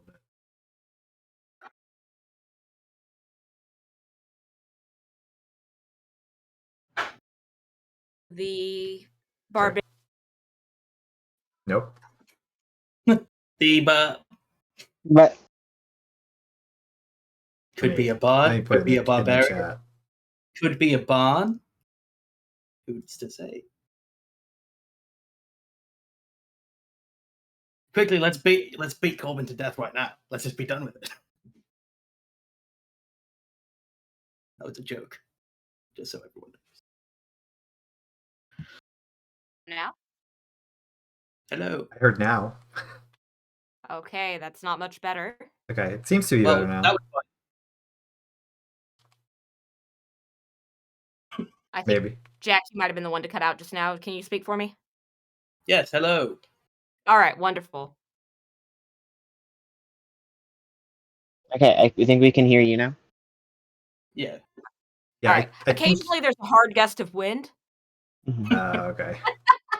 I think you had just finished, kind of like, I think you had started to go into who was coming after them. Coming after Medea is what it sounded like to me. Yeah, and so in that case, I will let you go into detail. Whatever he knows, he shares. He is at the point where he doesn't even try to like prevaricate or come up with like nice ways of terming things. He's just spilling his guts, mostly because of how calmly Galway was like, let's just sit down and talk about what's going on. And he's still he's muttering just quietly to Galway. Mm-hmm. But he's just only incidentally explaining it to Medea because Medea is actually the boss, but he's really talking to Galloway about who he'll have to fight. And it's kind of like he slips into the cadence of whenever they were kids and he was constantly telling Galloway not to be so like blasé about the fact that they were making fun of him for his being an Ironfoot. And he's like, no, if you go at this one, if you take down, Chester, the biggest of the lot, if you take him down and humiliate him in front of everyone, the rest will leave you alone. Wait, there's nobody named Chester in this group. But points. Maybe that's what Corbin's been calling it. No, he's got a mighty. Yeah, it's from their childhood. Galway used to not be offended by anyone teasing him about being an Ironfoot, and Corbin would be offended when it happened. So Galway's like, "Oh, I understand. This is a version of Corbin that is real and that I know." But yeah. So Corbin will explain to you that they'll tell you the details about this. The ship again. They don't know how the cult found it or what, even exactly what it is, because it's not quite like a normal. It kind of looks like a sailing ship. It's kind of shaped like a sailing ship, but it's not. It doesn't have like a mast, and it's out in the desert, like way far from where the ocean is. Like it's just a bit strange. Um, Other than Corbin, there were 6 people in this, at least this part of the cult, the people who have been sent to go do this. 4 of them are kind of cultists. 3 of them are local to the area. They're Elkar. One of them came in with the other 2, but he's also just he's a human, just kind of like a simple like cultist. As far as Corbin knows, there's not really that much special about him. Just a foot soldier kind of thing. Just slit him down the throat and be done with him. The 2 that you have to worry about, there is what seems to be a warlock in the company.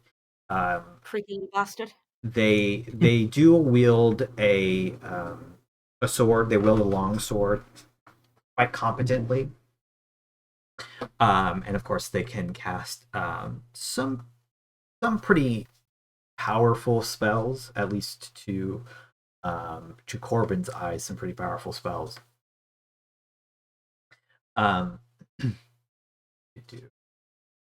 You will tell them that their name, that this warlock's name is Relic, with a K at the end, not a C. The final member, and member may be stretching it, is from what Corbin knows, this reanimated or somehow brought back to life spirit of this barbarian champion. Corbin, you can make me a history check. Unfortunately, whether or not everybody else is going to be able to make a check is dependent on how well Corbin does on this roll. Nice. Of course. That's a good one. And to think I didn't take history because I didn't want to step in on Medea's thing. Okay. So it's your understanding that this is some kind of hero recently deceased from Maldon from the Eastern Plains. You don't know that much about them, although supposedly they have some Chonag ancestry in them. But they also don't appear to be particularly undead. They're not like a zombie. There's no flesh actively rotting out. But in their eyes, you remember seeing and being quite disturbed by this ethereal purple glow that clouds over their eyes, completely obscuring the pupils and iris, so that it's just like this filmy purple texture on it. And they seem to be completely under the control of this warlock. Although you know that they did not make them, they were assigned to this warlock. They were kind of granted to them, almost like a bodyguard of some kind. They're more of a weapon than an actual person. They do seem to retain some of their old personality, but you've never been told their name. And Relic simply refers to them as barbarian.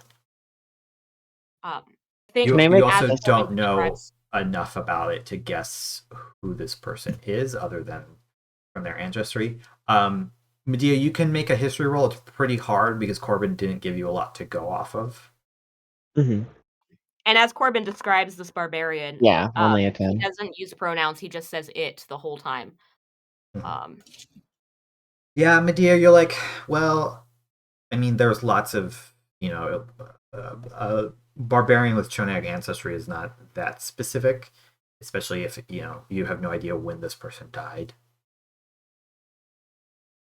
Corbin will tell you, though, that they are probably the most powerful amongst the other 6. Even more powerful than the warlock in a straight-up fight.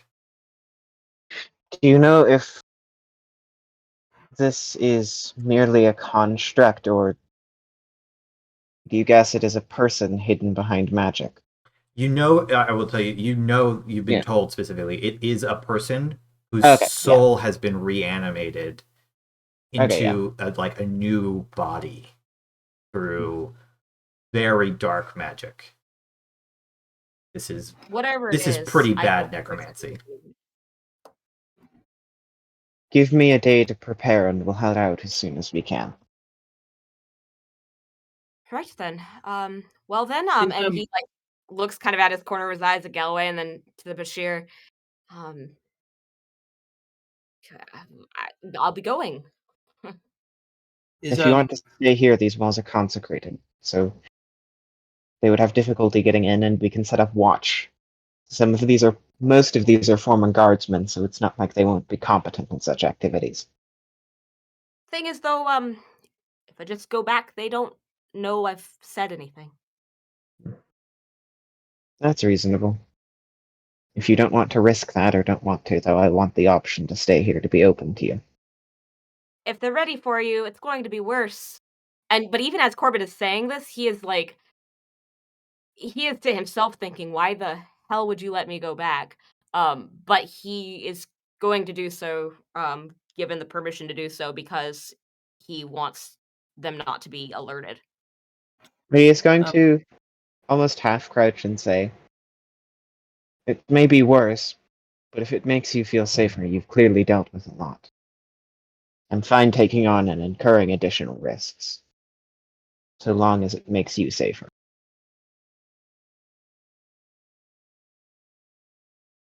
Corbin just scowls and stomps right past her. Like he's right. He cannot even begin to respond to that in any sort of useful manner. So he's just of course he realizes that he can't get away from Galloway if Galloway chooses not to let him. So he just is resigned to that fact. Is the document that Corbin signed as Corbin Ironfoot in this room, like, invisible? Yes. He did not put it away. He just left it very obviously on the table. Yeah, Galloway will follow you out of the room, walking at your pace, so slowing down a lot, and says, okay, are you going to help us when we come to fight them? Or am I going to have to fight you again?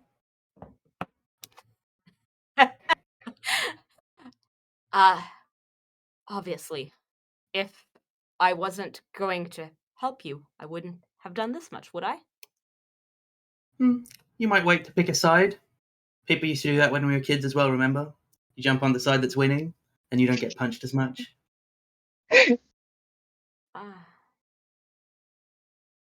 Corbin says nothing. His just shoulders just kind of slump, and he says, "Yeah, suppose that would be wise." Great.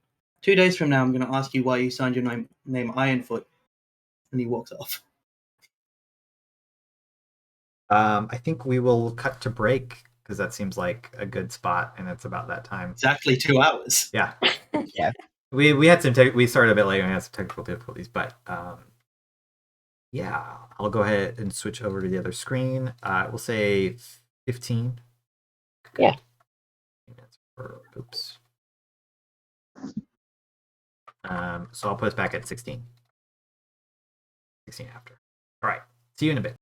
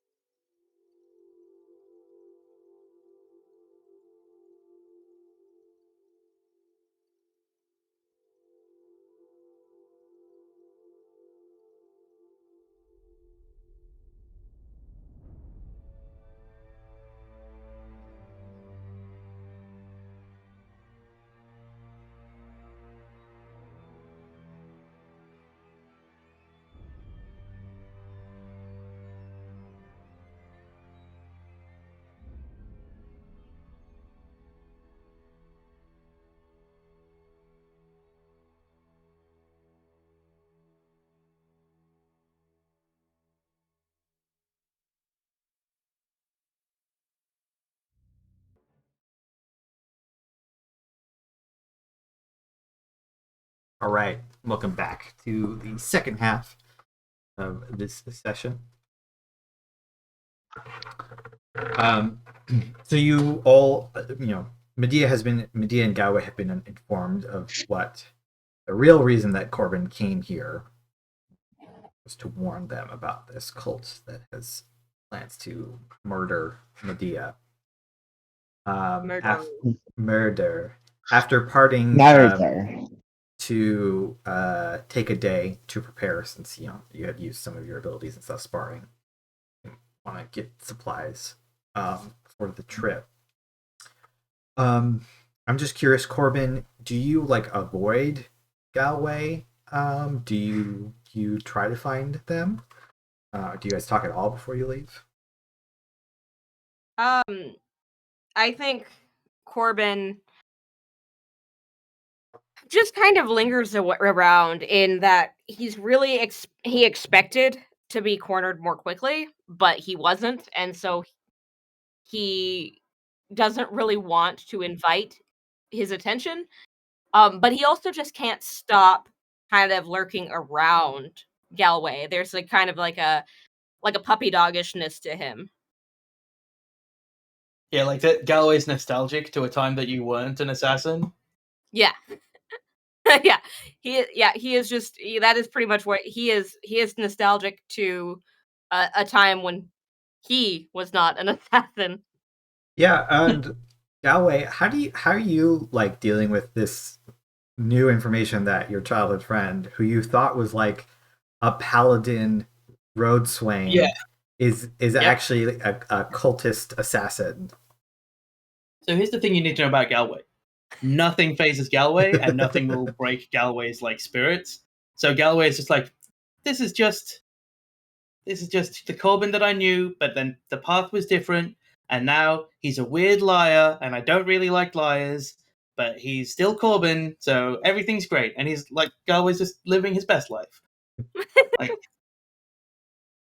Galway's probably talking to some of the other recruits and telling horrifically sad stories about being orphaned at the age of 5 with a smile on his face, because that's what Galway does.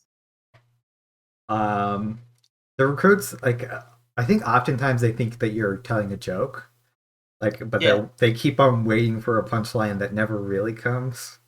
Yeah, and then my dad, when I was 2, was gored by a boar, and he died, and then my mum, passed away in the night. I used to say that she slipped away in the night, and people just thought she abandoned me. I did. I thought she'd abandoned you for at least a year before. No, she just died. She got sick and died. And then I went to live with me the town, near Corbin. There were 5 gnomes in that town. Well, 5 kids that were gnomes. And then while that's going on, these ridiculous stories, Medea, are you doing anything particular to prepare, or you're just gathering some day supplies and arranging essentially hey, can I get 2 extra horses? Can they're sending out a missive to Will, saying hey, I'm Will and the Soothana being hey, I'm going out there, can you make sure there's somebody in staff, an attendant, making sure just nothing officially goes wrong while I head out with 2 other people, that kind of thing. Having affairs in order for a trip. Will offer to oversee, stay at your little place to make sure that nothing bad happens while you're gone. Yeah, if you're worried about it, Will just be I'll just do my reading there. Yeah, Medea would definitely appreciate it. Yeah, okay. And probably would offer any other help, but I don't think Will has any long-term help that is valuable. Yeah. So, I think Corbin does find Medea during that preparation day, after he'd gone and slept the night with the cultists, and he just kind of leans against the door and he's like, so what kind of idiot lets a person who just admitted to returning to the cult, what kind of fool just lets them go off and say, I could have been setting you up for all you knew? The kind of fool who respects others' ability to make their choices. If you want to make a mistake, I won't prevent you, full well. Even if it means you get those fools out there killed. I assure you, if you tried your best, I would not let you. Perhaps I have trust, but I did set a watch then. Well, that's something. You'll get him out alive, won't you? And he's talking about, it's fairly obvious that he's talking about Galway. I'll get both of you out alive. As long as you get him out alive, I'm not complaining.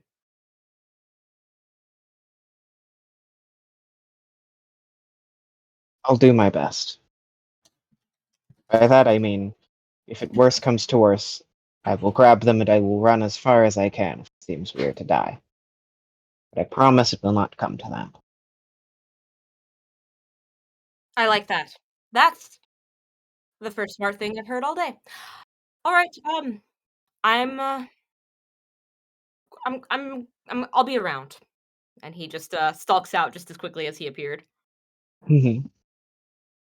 Galway probably talked to Medea the night before, when after Corbin had left, and just appears as Galway does, not stealthily because he's constantly bouncing, but just appears near you and is like, "Do you think that if I wasn't here, he would have just gone ahead and tried to kill you?" He would have died trying, yes. Sure, yeah, because he's weak and sad now. But I don't think he would have tried, no. I think, at least from what I understand, he does not have a lethal instinct without good reason, it seems. That's good. Because if he was the kind of person that would try and kill you anyway, that's not a good kind of person. No, it is not. He shrugs and goes back to. He's probably preparing to take a watch. He's never taken a watch, so he's like very excited. It's like, how do I do this? Yeah, I think Medea is taking the same watch with them. They're talking about this is if you ever decide to take out a group on your own because you're clearly more advanced. This is how you set up a watch order if you have people who are clearly less competent than you, that kind of thing. He's he is taking as much in of that as he can, but he's very flighty and very yeah, I'll work it out at the time, sure. Yeah. But yeah, okay. So I put these people together and he's like, okay, I think I get it. And then he's remembering a fight that he had in Thrake. He's like, that's also important information. Which do I retain? This is discard, watch information. The last thing he asks is, what part of Thrake were you in, out of curiosity? I hail from there, so. It was near the water. The one with the big gladiator tournament. Well, which part of Thrake is that, Andra? That would be Moredos. Yeah, I needed a map as well for it. So. Which is, it's not that far from Talamphagon. By boat you could get there in just a couple days. It's in the northernmost part. So yeah, pretty far from where you're from. And you would know what he's talking about there. The Moredos, they're famous for this tournament. Well, how far did you make it in the tournament, out of curiosity? Can I make a roll to see how well I made it? You can roll a d20 plus your class level. I mean, he certainly didn't win because he'd be great still. But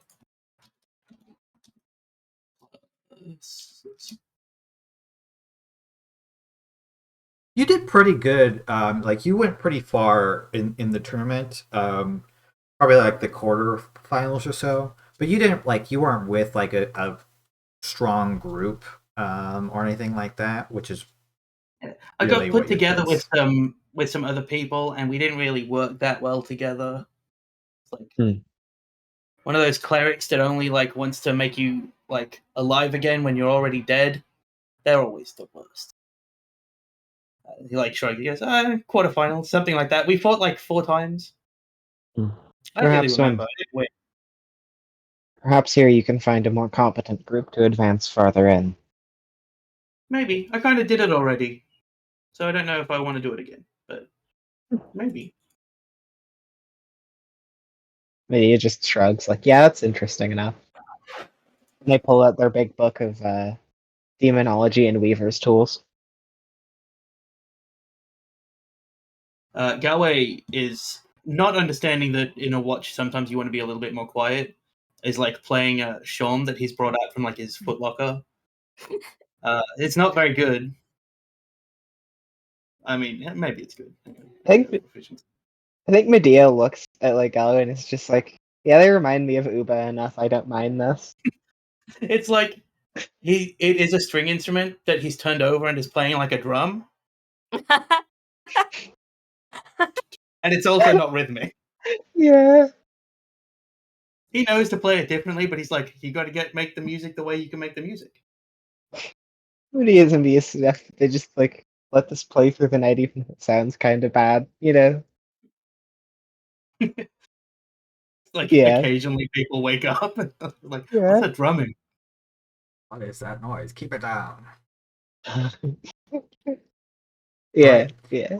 Eventually, the night passes. Medea, you make arrangements. You probably get the other 2 ponies because full horses would be quite big for gnomes.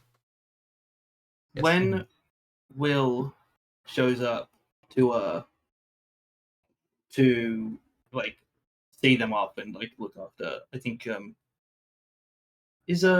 me double check. Yeah, Will gives Medea a scroll of detect magic in case it comes up as necessary.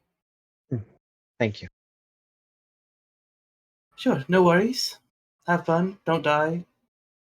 I'll do my best. I appreciate it. I hope all is well on your end so far in the advisory position. Didn't expect to have to go off so soon, but duty calls. All right, bye. She like walks inside because I don't want to keep doing that voice because it will be Yeah. the only voice I remember. Yeah, you're good. Yeah, I have to Medea like gets on. cross-reference my spell scrolls with Paladin spells to see what you could actually use a scroll of. And I detect magic. I actually do have detect magic as like a straight spell because of my subclass, but it also is nice to not have to use a Yeah. spell slot on it. You know. Okay, cool. Yeah. Galway's like ready to go. He's been ready to go for like 2 hours. Does Corbin show up the next day reliably? I suppose. Corbin indeed shows up. In fact, he's slightly early.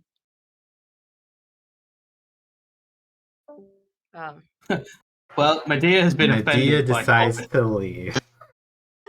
Medea's like, I decided to not help you, Corbin. You were I not only on time, you were decided you're early. going to go down. Damn. Yeah. And this Medea time, when just Corbin kills shows Corbin up, in the night. say again. No, it's just like Medea just kills Corbin in the night faster. He's no, yeah. No, Corbin shows up early, and when Corbin shows up early, he arrives, and this time there's an unfamiliar, even more deeply illustrating the contrast between him and the Corbin he used to know. There is a like what looks like a desert hawk sitting quietly on his shoulder. But he was never one to keep a pet. Also, because he's so small, Yeah. fucking huge. That's funny. This just. May I ask where you got the bird? I've known familiars before, but That's what the bird is. Familiar. He's been around, just not visible while I was getting to know you, if you would. But an extra set of eyes is always useful. Corbin, always is. As you are getting ready to leave, kind of maybe even starting to feel a little bit more like your old self, a little bit more comfortable now that you're around Galloway again. You look over your companions, and in your mind, only visible to Corbin, there is a flash. Medea and Galway's faces both change to half rotted skulls, these almost like ghostly after images. You know these faces. These are the faces of people that you have wronged before. And that momentary vision, which is not infrequent to you, unsettles you for just a moment out of your comfort. As he's talking, Corbin just stops in his, general patter about the familiar introducing you to his bird. He just stops and he's just looking at you with a slight frown on his face, his head tilted just a bit. And then he very slowly looks over to Galway and he jolts a little, but he doesn't look particularly surprised. And then he just kind of nods. But he doesn't remember to resume speaking. The one that had taken over Galway appears again as you falter in this, and this ghostly mouth moves its jaws, although Galway is not speaking, or at least not speaking to you, not saying these words, but you hear coming out from it a voice which you already know that the others cannot perceive, saying to you, "You know that you will betray them as you betrayed us." And several of these ghostly images flash again before dying down. Corbin, being used to this, forces his eyes closed, then turns to his bird and says, I won't. I won't. And he's just looking at the bird and he's talking probably in whatever Nomish that he grew up speaking.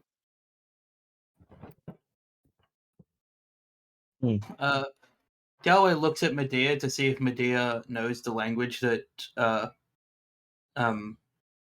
that Corbin just started speaking to the bird.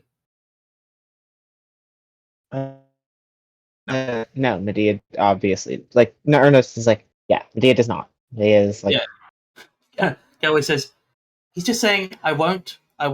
It's weird. magic causes weird things to happen. I wouldn't worry about it. Well, I would, but we have more pressing things to worry about, is the way I'd put it. Okay. I'll add it to the list of things that you deem that I should worry about. That and watch orders.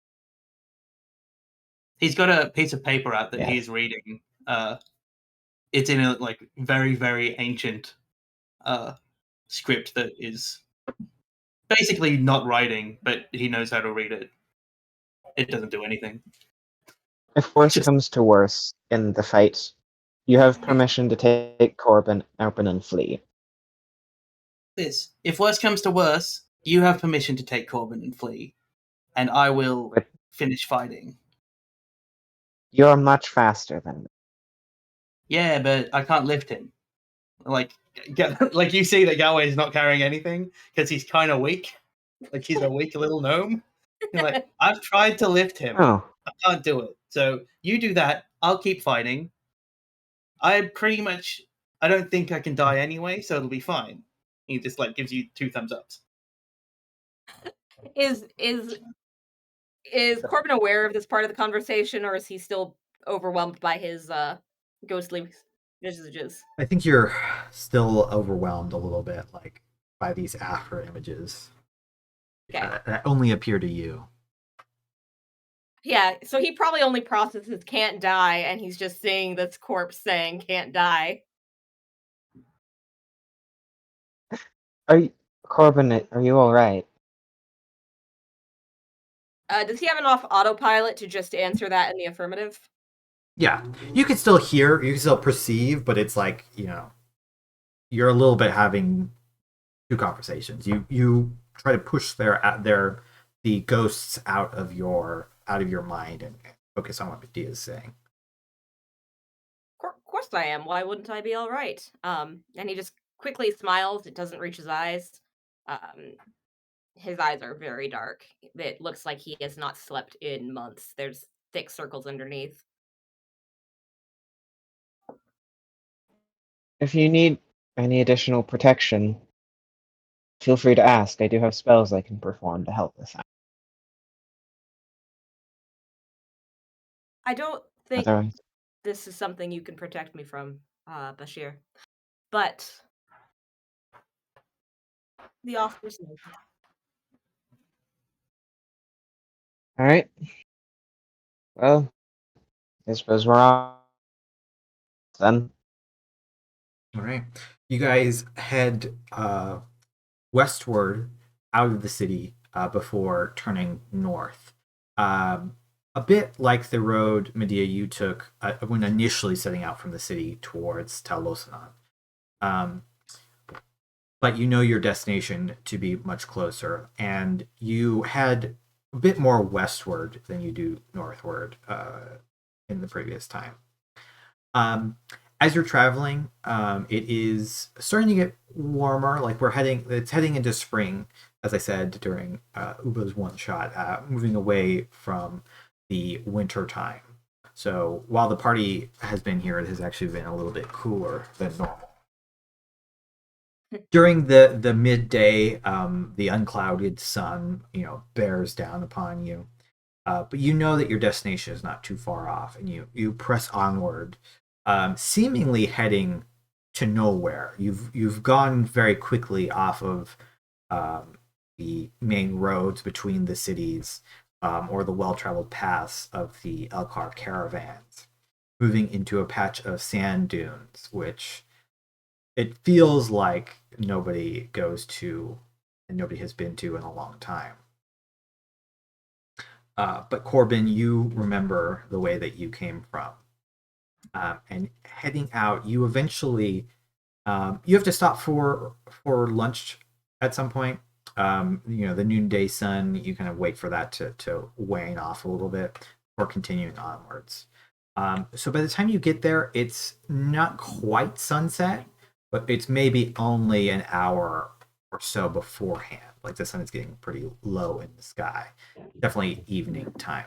Right around an early dinner. Yeah. As you crest over a particularly large sand dune, Medea and Galway can both see off in the distance what at first just seems to be like, it looks like just like a wooden building. It's a bit oddly shaped. So it's got kind of a protruding section that's fairly large, and then like a teed back. But it looks a bit strange, but knowing what's there, you kind of see, and you can kind of make out a little partially covered by sand, what seems to be a wooden deck of some kind, and railings that jut just above the sand line. It almost looks like a fence from the distance, but a very, very short one comparatively. It would probably only come up to, waist high at best. This seems to be the buried ship that Corbin spoke of. As we crest the rise and start to see it, Galway's like, should we try and be a little bit more sneaky when we get down there? Or to get down there, rather? I've never been one for stealth, but how about this? I'll head in normally, and you can take advantage of any that decide to rush out. That sounds exceedingly dangerous, but I like it. Yeah, so Galway kind of looks at Corbin to see if Corbin is interested in being stealthy, because in the past, Corbin was not interested in being stealthy. Can Corbin just already have made a stealth roll? Sure. Yeah, Corbin has already like off the horse and is creeping. Galway, it's not instant. Like you have to look for them, but they seem to have gone. Galway gets off the horse and instead of just like trying to slink away, just like raises his foot up and then scoops up this like dust ball of sand in the wind and tries to use that as cover to like stealth down as well.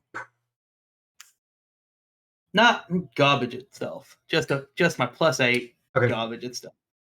So how do you guys want to approach this? So the ship, I will tell you, is there's no doors in the back in the bow that you could get into. There are some windows, but they're partially covered by sand. The main entrance, which Corbin knows about, which is readily accessible, is kind of in the middle of the deck. It's got this big double doors. So if people are going to come out, they're probably going to come out through there, unless they've dug more of the ship out since Corbin has been gone. I should note that it's not just that the bottom of it's buried. Like, Corbin, you would know parts of the hull are also filled with sand. Like, sand has leaked in over time into the bowels of the ship, which is part of the reason why there's really only the one entrance. So you guys could flank either side of these doors if you want, while Medea kind of goes up the center. Just curious how you want to approach that.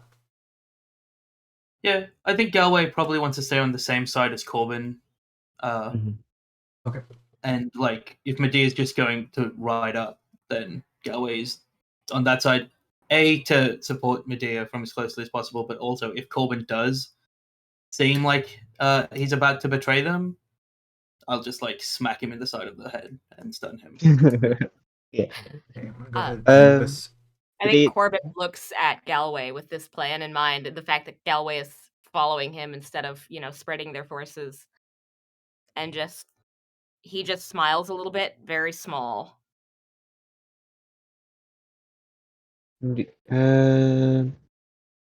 only thing I think prep-wise, Medea's going to drop the light cantrip on top of their glaive, just in case it's dark in there. Galway is flexing his tattooed wrist and hand, and as soon as I see one of them, I'm going to activate it. Okay. It's a bonus action, so it should be quick enough to... So, Medea, you make your way up to the sand. You're just heading straight for the doors, I'm assuming.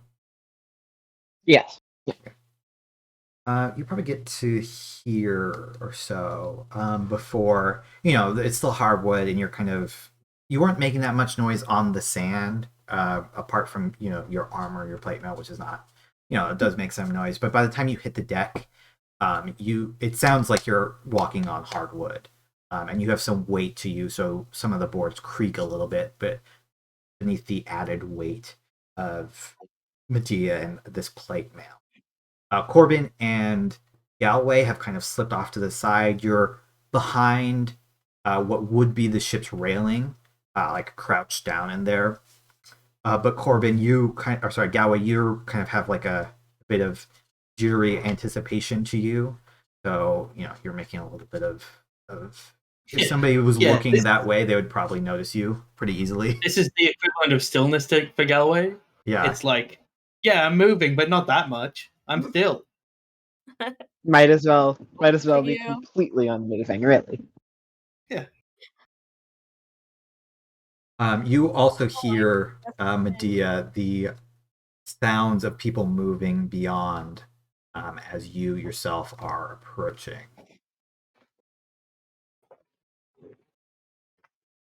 You see the door open, and at least one cultist will step out of one of these doors, looking like confusedly to see who is there. You guys, since you've set this up, you probably have a moment to do something quick if you would like to, as the door is being opened. You could have, if you want to have an action ready that goes off once this guy peeks out, you could do that. Just a javelin right into the first guy that pops out. Okay. So activate my Eldritch Claw tattoo. Switch over to the bell or bells. I really like the character art for Galway. Yeah. Well, I did just describe him based on the character art because it was very like, oh, this is his energy.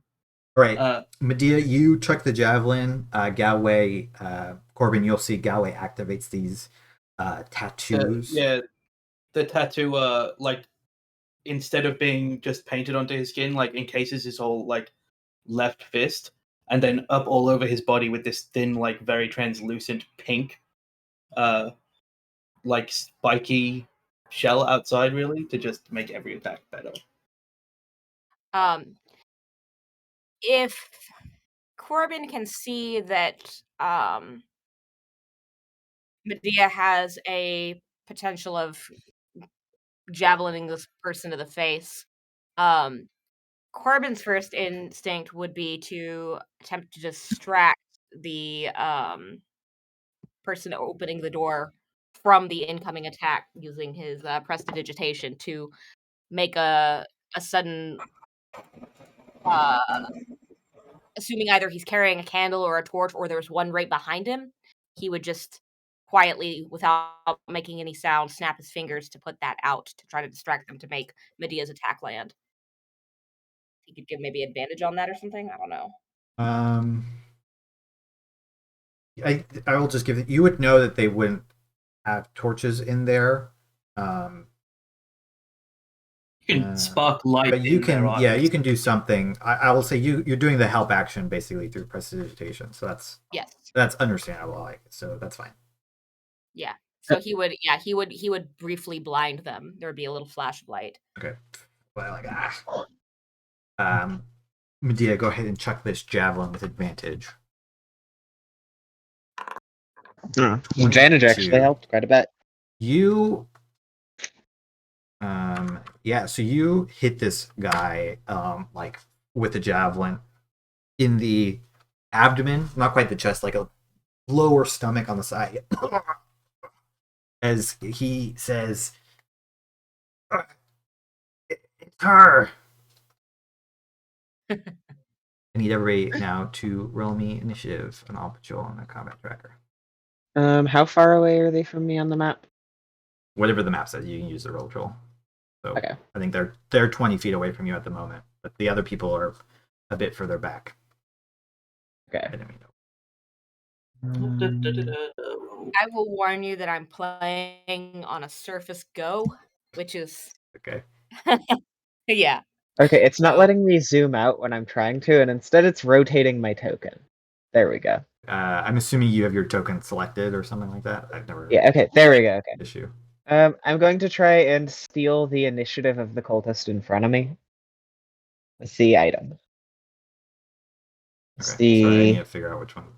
Okay. Yep. The Ring of Stolen Alacrity. Yeah. So you only get the DC roll, not the Christmas. Okay. Not super charismatic. Oh, they do succeed. You spin the ring but the magical effect, as this guy is holding this javelin, like pulling it out, which is probably not the best idea, but pulling it out so they can fight. They, with their force of personality, ward off this effect, taking their initiative away from them. All right. As we enter into combat, this one's going to 20, move to here and open this door as an object interaction. 30, coming out to here. You see another of these drow cultists. They're both dressed like fairly unassumingly, in just kind of normal street clothes. Each of them, but they do have stud leather armor on, and each of them is wielding a scimitar in one hand. Unable to get close to you. It's going to,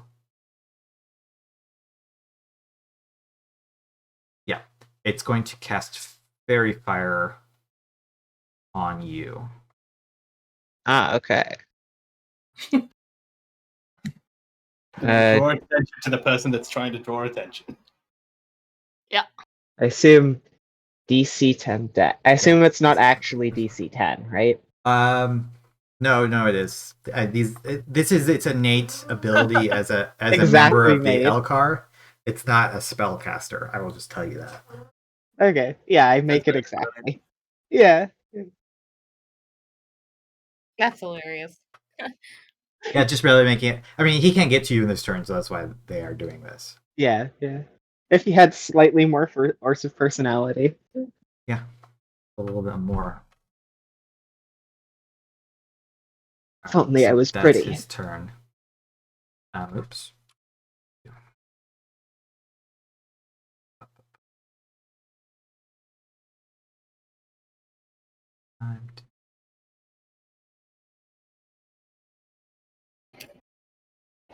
Coming up from behind, you see this human with a long sword and wearing. They're also all of these people. You can now see into them, except for this hulking monstrosity of a man in the back, are wearing studded leather armor and have either a scimitar or a long sword on them. This guy's going to walk up and point at you,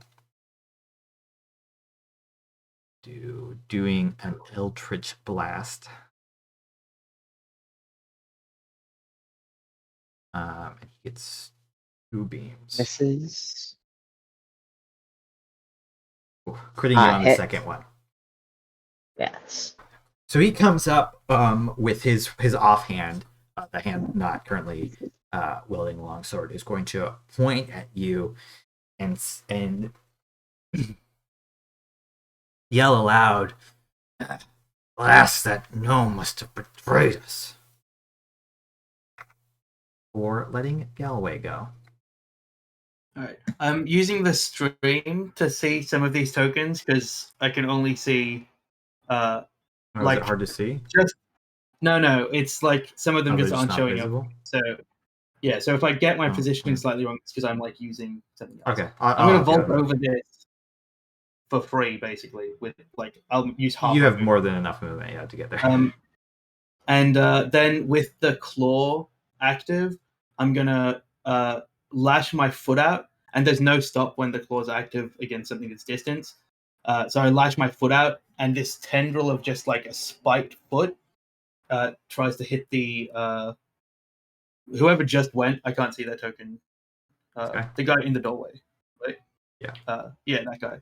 I'm gonna try and hit him in the face. Kick. There's a 19 that does hit. Yeah.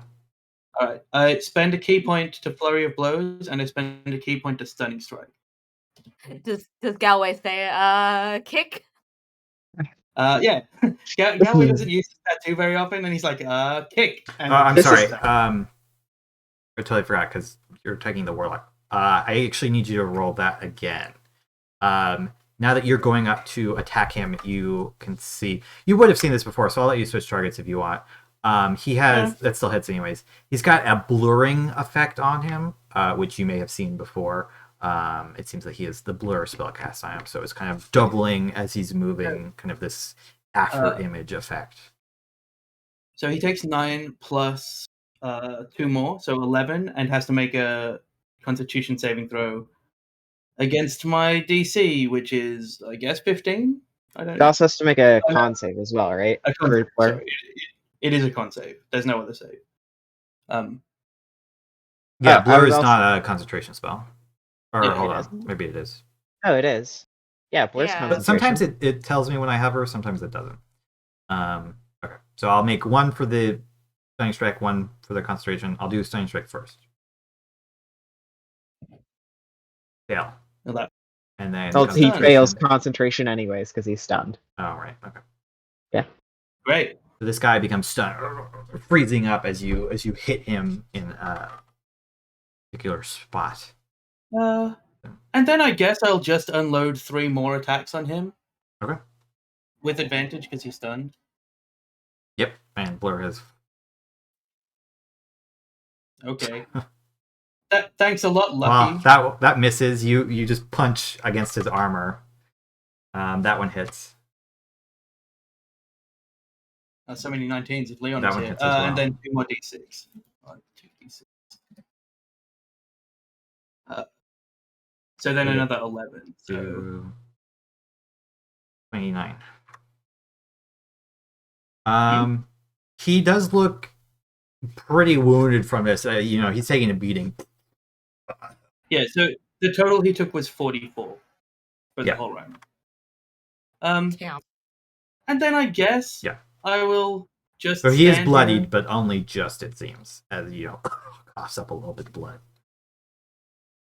And I used 2 key points. And he's stunned till the end of my next turn, which is basically forever in D&D. Right, this guy's going to run up to. Actually, no. He's going to slip out and around. Sorry. Yeah, he's going to just kind of move around his fellows. Sorry, go ahead. Sorry, can I instead finish my turn here? Yeah, that's fine. Cool. Well, in that case, he would move here, I suppose. They're all lining up. Yeah, this is the best spot ever for a lightning javelin, right? I don't think he can really move. He would move to that spot, but I don't think he really can. Positioning. Tiny, I'm like happy for things to move through my Little bit. space. Just a little bit awkward with Hool standing there. Boundary stopped being visible for me, just so you know.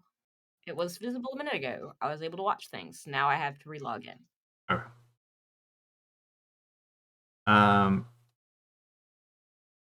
So he is going to run up, and he is going to try to distract Corbin. Oh, sorry, Corbin. I keep mixing up your names.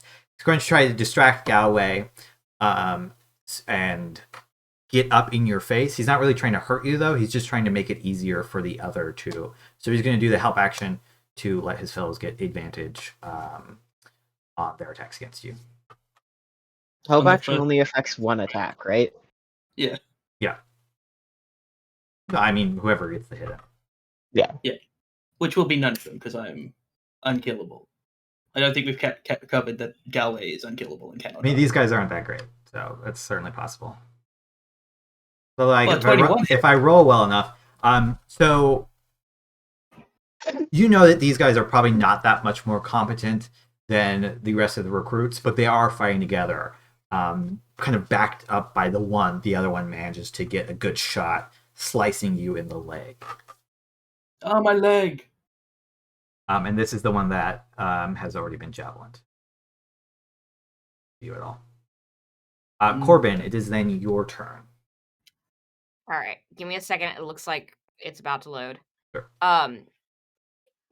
But verbally, just in case I can't get the map to show up, what's the distance between Corbin and the ones that have gone after Galway so far? 25 feet. Okay. It would take you a little bit more to get there because there is some difficult terrain in hopping the thing. Got it. Although you could still move 20 feet even with that, so that's not that big. You're also a rogue with the bonus action dash and shit as well. Yeah. Yeah, but they might want to use that for other stuff. Is there any evidence that that is the case? We don't know. Yeah. Jack still doesn't believe that I'm a rogue. They might want a bonus action, offhand or something. Yeah. So they might want a bonus action cost hex. You got to leave that open. I know, yeah. Might want a bonus action, all kinds of things. Bonus action rage. A surprise bonus action rage. That would be really good. And then I cast fire. All along. Special barbarian subclass can cast spells while raging. So work around, Andrew, because I don't have my character sheet memorized. Can you screenshot that front attributes page and send it to me via Discord? Because that might be faster. Well, sorry, I mean, what do you want to do? Are you planning on attacking or? Yeah, he's probably going to get in close, but there's a couple of things on my features that I wanted to consider. But for now, he is going to, because he was behind those barrels and not quite on the thing yet, so he is going to scramble up and he is going to stand at the edge there. And he'd heard the warlock say he must have betrayed us. And he is going to just very deliberately first stealthily make his attack on the cultist that stabbed Galway. And it's going to be he just kind of reaches up and presses a hand to his heart, and then when he pulls his hand away, there's like an ethereal trail, and then when he points at the drow, his hand appears again, and it's right there, catching him in a chill touch. Oh, Okay. what a roguey thing to do! And a surprise rogue appeared. You want me to click it? Yes, please. I've got it loaded now, but it'll be easier if you click it. That does hit. What a chill touch! You were attacking the. I'm just assuming the one that was damaged already, the one that had done the help action, or the one that had actually hit Corbin. The one that had actually struck Galloway. Okay. Yeah. They die as this ghostly skeletal hand reaches out and like just clutches their neck as the body falls limp. A second later. That was a really good 8 and 6. That was pretty good. That's not bad. And so he's still got his bonus remaining, correct? That was his action. Yep. You can hand trip as a bonus action? No, they used their action to do that, so they have a bonus action left. Okay. Okay. Yeah. This is a weird fucking rogue. Yeah, it's such a strange rogue. Yeah. With the familiar. To be fair, that could just be having taken magic initiate. That doesn't make this as strange. Yeah. Yeah. He is going to, from his spot, he is going to call out, "So I did," to the warlock, and then he is just going to use his cunning action to try to slip into concealment. Right. Survival instead of self. Just add 7 to that. So 9. That's pretty bad. There we go. Yeah. But. Okay. Did you want to move at all? He's within like 30 feet of everyone, right? Like pretty much the whole party here. You're within 30 feet of the action. There's some people that you can't see. You're 30 feet away from Relic as well, the main guy. He is going to move to some degree, so he's not like disappearing from the same place he attacked. He will move to like that like wall area. Okay.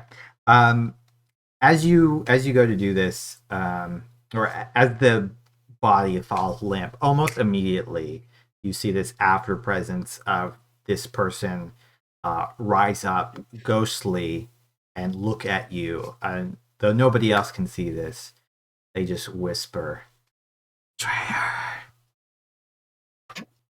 It rings loud in your ears. Where this guy's gonna go. If Corbin dies, we never get any resolution to this whole thing. Yeah. He's gonna go over and just stand over the fallen guy. And he is going to make a slash. This is wrong. Oh, it didn't go right.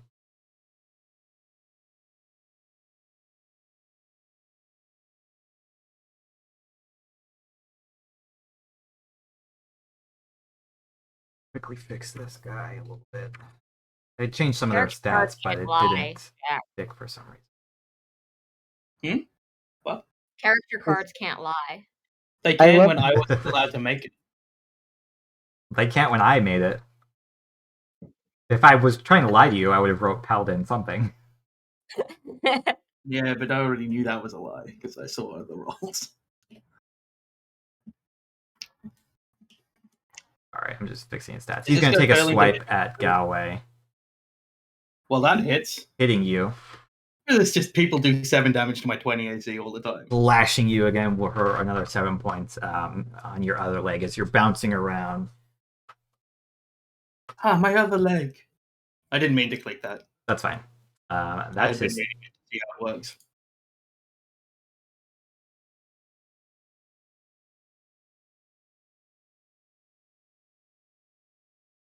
Okay, hopefully that's the case.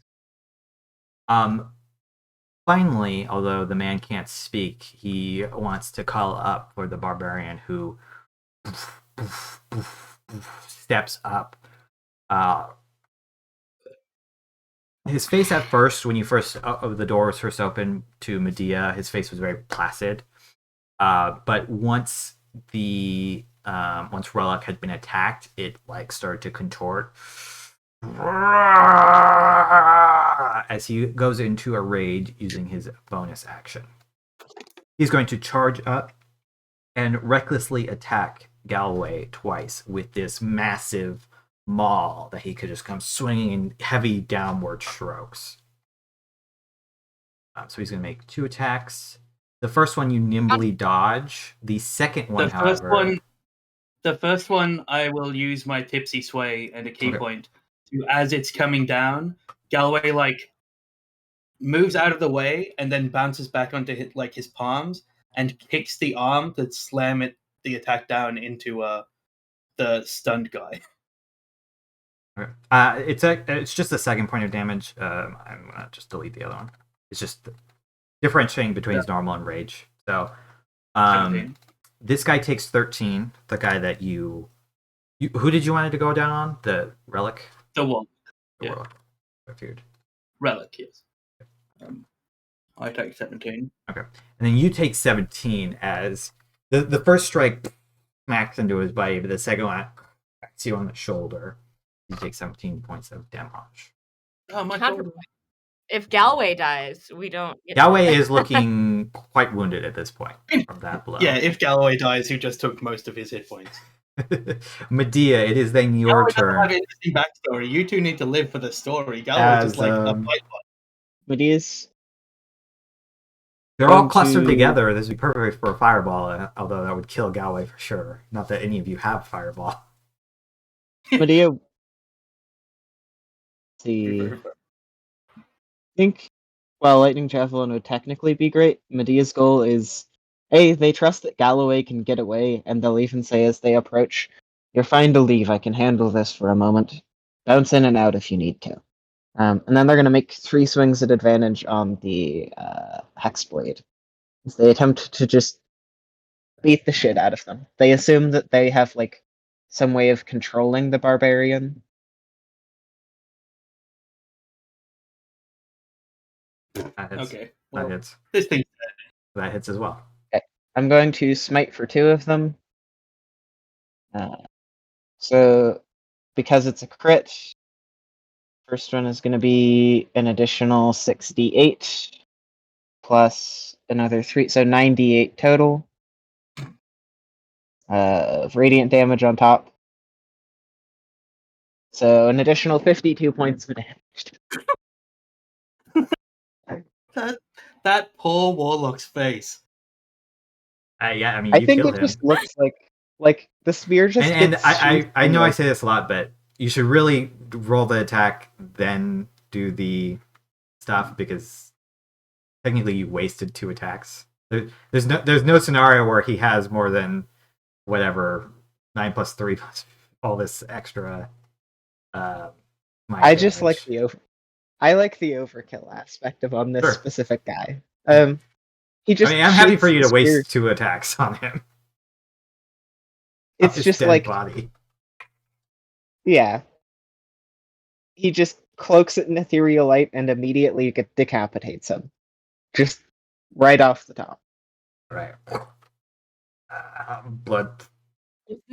Was this the champion or the warlock? Guy falls back. This was the warlock. Oh, the barbarian hasn't taken 1 hit. That wouldn't bring him down. Trust me. The strongest hasn't taken any damage. Yeah, no. But you gotta get rid of the spellcaster first. Yeah. And then he is going to try to essentially like this is just favorite, like stand their ground so that like Galloway has somewhere to run, Alright. Galloway, famed for his running from fights. Yeah, that's his The other cultists, as you decapitate Relic, his head rolling back around, look frightened for a moment. They're like, but they look at the barbarian for glancing back and heal themselves. They will take Our emotional support barbarian. This one is going to he's just going to attack Galway. They're going to leave the barbarian to you, or you to the barbarian rather.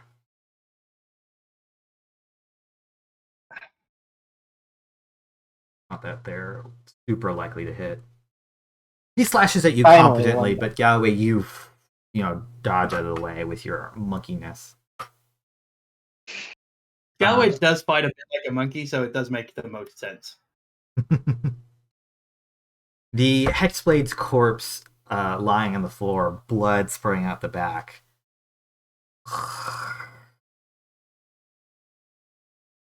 Seems to radiate energy as it lies down, and sprouting out from its head stump, it becomes an ethereal skull, almost seeming to knit together this new face.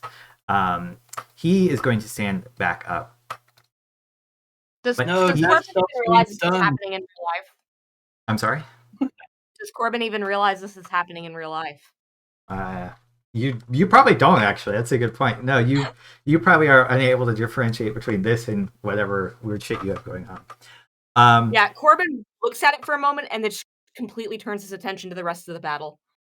This he seems to have become this like reanimated skeleton warlock. You definitely saw him die, and now he has started to reanimate. He's still stunned from stunning strike, though. No, he died. This is a different entity. It's still the same creature, but in the same way that, like, if you guys go to 0 and then come back up, a lot of conditional effects will end at that point. Okay. This guy, like, full died and has been reanimated. I think it would make no sense if he was still stunned. But I would be happy about it, because I feel like something bad's going to happen. You see his hands bulge and then kind of almost split open as the bones on the inside grow into claw-like appendages. He's going to take a swipe at you, Medea, with one of these.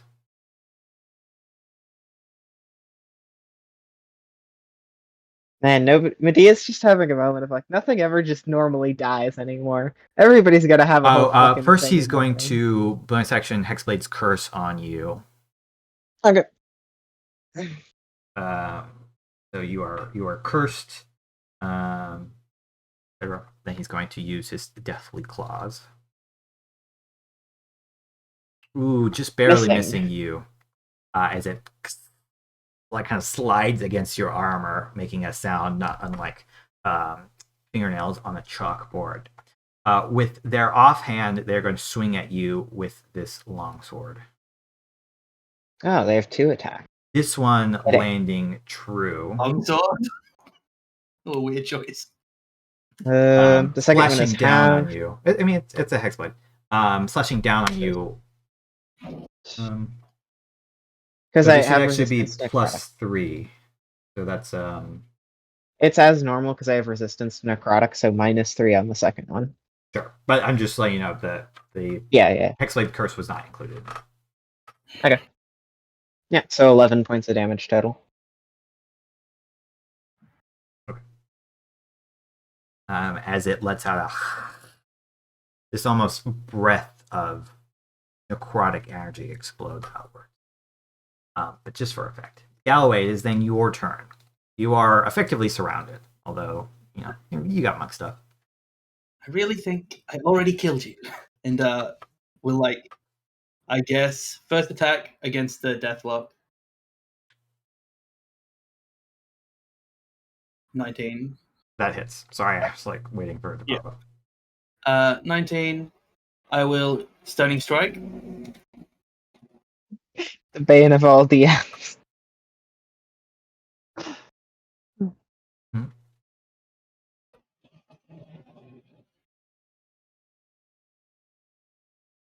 Rolls bad. Ooh. It. I was knocked back again, stunned by this monk. All right. This time it like the stunning strike. It just hits it in the middle of the chest and it goes rigid. And Galway like. Oh, I'm steps sorry. onto... Hold on. I have to do some math real quick. It will actually shield that strike. It will use its reaction to cast shield. Okay. That is close enough for it to be able to A do that. second attack. Second tag hits. And then I stunning strike on this one. I'll roll Just again. use the same. Yeah. I probably should have done that before I rolled the con save. Yeah. But I'll roll Also, again. this does an extra 2d6. No, So it rolls a 1. affected- Still stunned. Okay, so this one, it takes 14 from that one, and then I'm thinking about how these cultists are slightly irritating. I flurry of blows Yeah, I've hit you. with the key point. Yeah, for your last key point. No, I have one left. I click Stunning Strike, and it takes the key point, even though it shouldn't, because I've already taken it off. Oh, I see. I had looked at it, thought you... Yeah, I was just like, why is this reading 0? But no, I've used 5. Okay. I will punch the Warlock with advantage. Ugh. Missing. Ooh. And I guess He does then still I'll have shield turn up. around- Yeah, then I'll turn around and punch the cultist directly behind me when I'm facing the Warlock. Okay. So like I'll do a punch towards him, which like misses just because the way Galway is contorting his body, and then I'll swing back with a foot to just like try and crack it into the jaw of the cultist behind me. Right, makes sense. Which does hit for... I have a thing for this force damage. I don't know why I'm typing it. 13 points. Okay. This guy takes a big hit to the back. Doesn't go down, but he's immediately bloodied. And then in the opening that that attack created, I'm gonna just like dart through that square and leave. Okay. Let me double check the way that the drunken technique works. Yeah, whenever I use it, I get disadvantage. But I will stay close by to be able to jump back in. Alright, that's me done. Alright.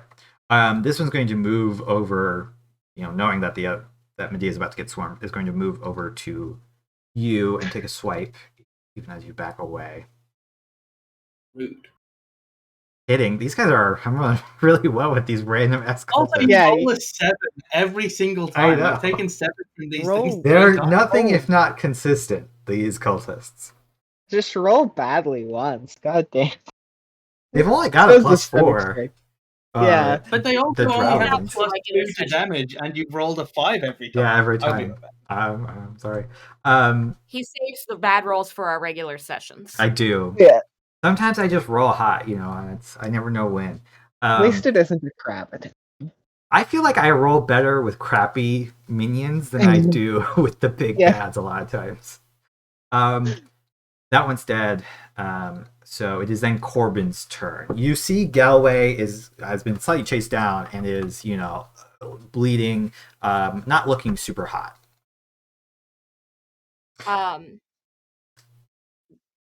It also does seem that the Warlock did animate in reality because Galway attacked it. Okay. So, yeah, in seeing Galway attack the Warlock, he does actually believe that the Warlock is there. I think in that case, he has gone pretty much milk white with actual horror because he is not used to this kind of awful. He is used to that staying in his own head. And he is going to, remaining where he has kind of tucked himself up against the wall there, he is going to draw his crossbow and fire at range. He's not trying to get in close. You have advantage because it is stunned. Yeah, short bow, sorry. That's what I gave him. So, and then, let's see. We'll try 1. And Okay. then You think that your advantage. bow, your arrow would hit? It seems to fly like straight and true, and would probably pierce the armor, but is glanced aside by the shield spell. The second one, however, manages to. Oh no, it's Why do you don't have 2 attacks? at advantage. It's at advantage. Oh, at advantage. Okay. For a moment, it seems that the arrow would be turned aside by the shield, but turned aside by the shield enough for it to move out of the way quickly. But unable to move, it smacks it square into the chest of the creature. And excuse me, there is the proof. That doesn't prove anything. Yeah, it says rogue 1. You could just be a feat, a rogue feat. They did roll 3d6. Yeah. Also, Andrew and I talked about a feat that was give sneak attack, and we said it was so bad that we shouldn't ever consider it again. Basically. And on that point, when he sneak attacks the, I heard a beep. Are we all here? Sara dropped for a second. Okay. So as he sneak attacks and just confidently draws this short bow up and shoots something that looks like it should have come out straight out of his nightmares, he is going to turn, and it's like he's aiming his short bow again, but he doesn't actually fire it this time. But he is firing at the other drow, but it's not actually firing. You can take a look at Wails from the Grave. Mm-hmm. All right. Creature within 30 feet. Yeah. Roll. Okay, so roll 2d6, and it will take that in necrotic damage. That's a cool rogue feature. I like it. It's pretty nice. I was reading through Phantom and I was like, this is pretty thematic and interesting. Which one do you hit? This guy? Whichever one is. I can't see the map, so whichever one has been injured and is most dangerous to Galway at the moment. Yeah. Well, not most dangerous to Galway. There's one that's injured, and then there's one that is attacking Galway. So, your choice. And the one that's attacking Galway hasn't been hurt? No. But there's one that did get struck? Yes. All right. Corbin is going to go after the injured one. Takes a moment to look at Galway. He briefly almost aims with his short bow at them, and then he turns and goes after the weakling with his face set. It dies as this almost like shooting out of where the arrow hit, this necrotic energy lashes out with a like so just it's almost like a muffled scream, like as it onto this drow who before collapsing onto the floor, writhing slightly, almost as though they have been poisoned. About time you torture someone else. His ghost too rises up and looks at you and says, "You think that you are better, but you are not." This cultist is then going to go. They're going to step over their fallen comrade. Actually, they're going to charge Corbin, who has been doing some damage in the back. God, nobody's fucking... Yeah, leaping over the side, they're going to get into range with you and slash out with their scimitar. Just hold on. That's not right. Missing. They actually have a plus. They actually have a +6. Wow. What? It's because I edited the stats to make the cultists a little bit different. I know it's wrong. I'm pretty sure a 6 is enough to hit Corbin, like a 16 versus 15. It's just enough. Okay, there we go. Yeah, their dex originally is not as high as it is in the thing. I upped it a little bit. Corbin just like shifts slightly, and his robes look like his big voluminous cloak makes him look a little larger than he is for a moment, and it just passes seamlessly through that gap. So 16 misses? I thought it was a 15. No, it's actually 16. The thing is wrong, but I don't want to re-click it. Okay, I processed They have that a in the wrong plus 6. I fixed it. Okay, a 16 does just barely hit. Yeah. So normally all the cultists would be the same, the drow guys and this guy. I made this guy a little bit better, and the drow are also a little bit better from the normal cultists, which would otherwise be the same stat block as you fought against in session 1. Yes. That would be very funny, though. That would be a fun way for Medea to really flex. They would have been obliterated already. It would have been no go. So it does hit you for 8 points of slashing damage in that case. Or he, rather. Yeah. And kind of, he looks at you with a toothy grin. Gonna enjoy this Corbin one. grins back at him. I know you said toothy, but I heard juicy grin for a second. Juicy. He's wearing juicy pants. Some couture. The barbarian is going to rush out now into the open where he can get a bit more with his swings. To Polearm Master attack from entering my reach. Sure. Not one. Goddamn. You, as he just almost too quick for its massive size, moves out, and then tries to hit you in the back with a small, recklessly attacking. Right. Hitting you. I just want to make sure. So it's actually... Oh, no, it did that right. Sorry. I'm going to delete this. I don't know if you clicked that on purpose, Charlie. Yeah, so you do take... what was that? 26 points of damage. As this instantly bloodied. Cracks into your back. It is a barbarian, so he does have brutal criticals. That's why I was double checking, but it is 46. That's correct. You just cannot roll poorly tonight. It is then going to take its second swing, kind of coming around the other side to try to hit you again. Hitting you, although not quite as hard in the chest. Boom! As you cough up a little bit of blood in exchange. Just need you to roll poorly once. He grips on his maul again. You can make a history check now that you're kind of seeing this person and seeing them in action. I know the token looks very much just like a massively human guy, but the skin is tinged a little bit with this greenish texture, almost making it seem like slightly golden. And he does have just like the barest imprints of tusks coming up from the bottom. A 19. You think that you recognize this person, at least, based off of what Corbin said. You think that this was the barbarian champion, sort of a well-known adventurer several decades ago. In Malden and elsewhere, pretty well regarded and feared. Let me just double check his name.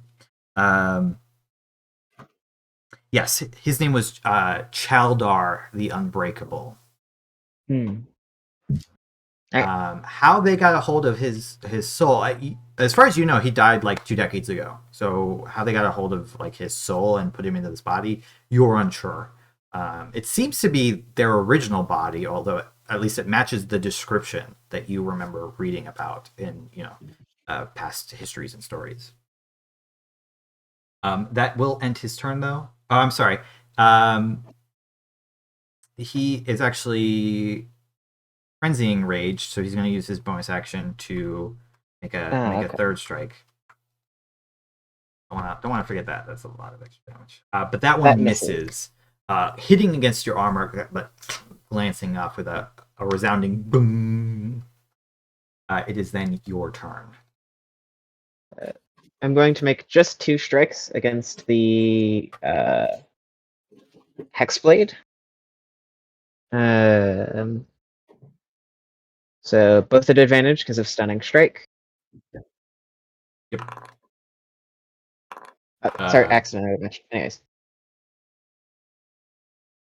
I will Should just tell you again. We should do these in order. Okay, sorry.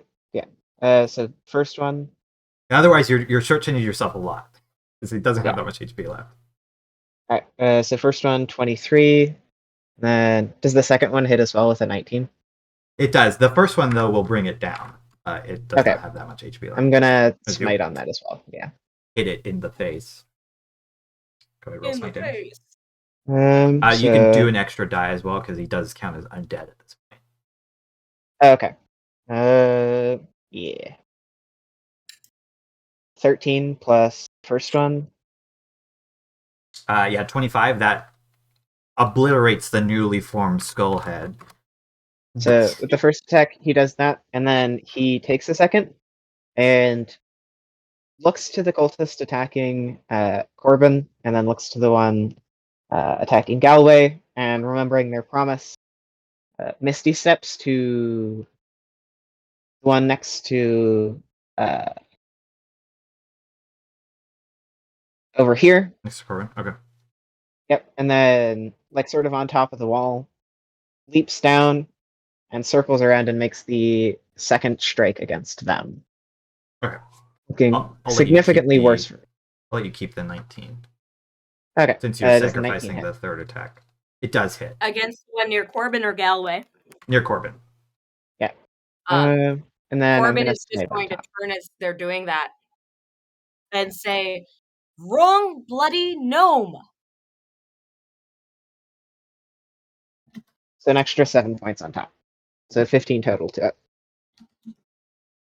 As you say wrong bloody gnome, a ghostly image appears in front of Medea, who doesn't take the time to respond, saying, "It's always the wrong one, and it's always your fault."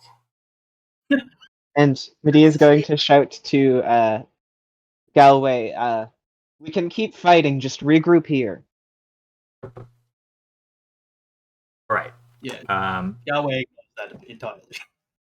he takes an extra 7. This one is bloodied, but he is still standing. Okay.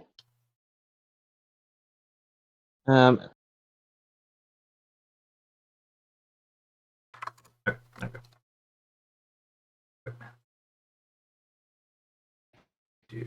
Hexblade's dead. That one's dead. Galway, it is then your turn. I mean, but that guy's right there, and I'm big. Like I'm Not done, I'm but I need stronger my than charger. I'm stronger than that guy. Yeah, so Galway like steps around this thing, not leaving its range, and as approaching is just like firing these increasingly short range punches. Oh. I think they needed a charger. Yeah, they said that. Yeah, so I use my last key point to flurry of blows again. You have advantage on And all make these. 4 attacks with advantage. That hits. Well, that hits. Running away. I am just going to do all these Are at you? once. That's All fine. the 3 ones. He has Yeah, more than enough that HP one- that's okay. It matters more when they're like almost dead, and especially these are all at half damage as well. And then I'm doing 4d6 force damage for those 3 because one's a critical from the claw. Mhm. So it takes an additional That's 16, sorry. That one is Force not damage. reduced. And then one more attack. Yeah, how's this thing looking? Not as bad as you might think. So you're hitting him like it's kind of like standing there. It seems to have like frozen for a little bit as the deathlock has died. Although it's not like disengaging from combat either. As you punch, like you're getting solid connecting hits. The only one which seems to have really done a significant amount of damage. Force damage is adding to all of these, right? Yeah, so it's just a little bit rolling of it. extra force damage on each one, but I rolled it all together. Okay, that's fine. So your actual punches do not seem to be doing as much as they normally might, but the force from the ink is kind of like adding that extra bit of damage, which does seem to be piercing through the rage and thick muscles of this barbarian and doing some damage. However, it is not enough to to make it bloodied, even with all 4 of these successful strikes. Sorry, That was all only 3. three. All 3 of will these successful strikes. I'm gonna just swing my foot like. So these were all like long range attacks, and then as soon as I get Galway gets there, he like does a spinning kick that intentionally misses the barbarian, and it just tries to take down the drow behind him. Okay. Yes. Less people is good. Nope. Oh, lucky. Yes, I'm very lucky. That does hit. And for 16.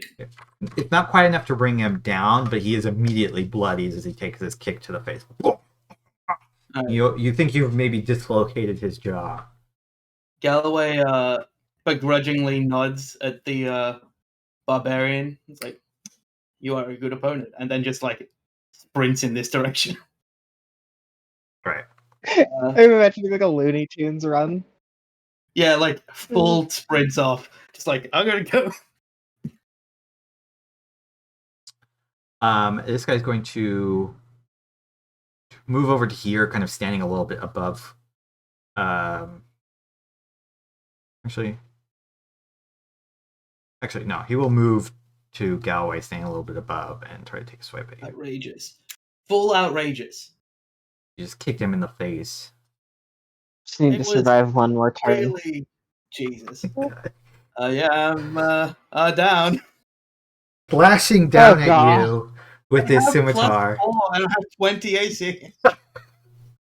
Flashing down. Fuck me. Seemingly with precision beyond his ability, kind of slashing into your back. A spray of blood goes hitting the sand, wetting it, as Galway falls down. Like gives a smile to Medea and Corbin, and then just tumbles down into the sand as this like random dude kills him.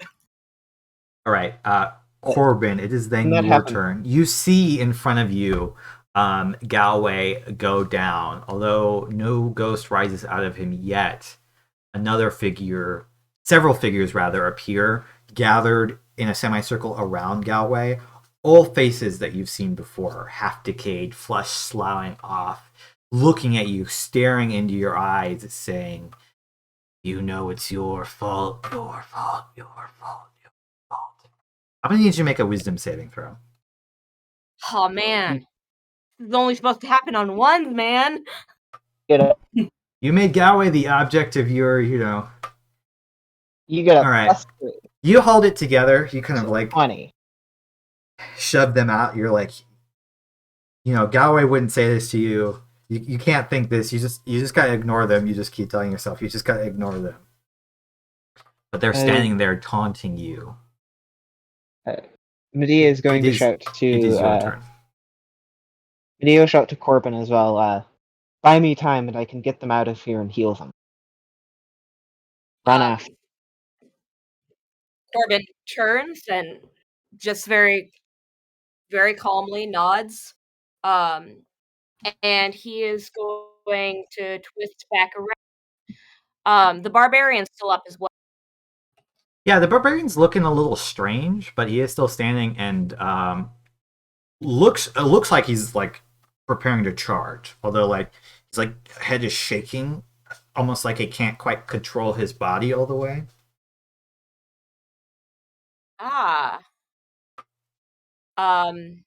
And the cultist that went after Galloway was the one that he knocked the fuck out of? Yes, but everybody except for the barbarian is currently bloodied. I think that includes you guys. Not Corbin. Corbin's not quite bloodied. I literally just need to survive one round. Double bloodied. For being dead. Yeah. Galway is down. Corbin is going to say to Medea, "I'll try something clever again." And he's going to turn to that barbarian. And he is going to use his Haunted One background. He is going to message him. And so instead of it being in his voice, the gathered whispers that he has haunting him already are going to out. to contact the spirit of the barbarian. And let me just double. So he just kind of gestures, and it's with his crossbow again, like very casually, the same way he did with the earlier attack. But his finger is nowhere, or sorry, his short bow, but he hasn't drawn it back. And he whispers directly to the barbarian, and only the barbarian will hear it. You're better than this. And he is trying to distract him or give him advantage on whatever rolls he seems to be making to try to counteract that thing. Okay.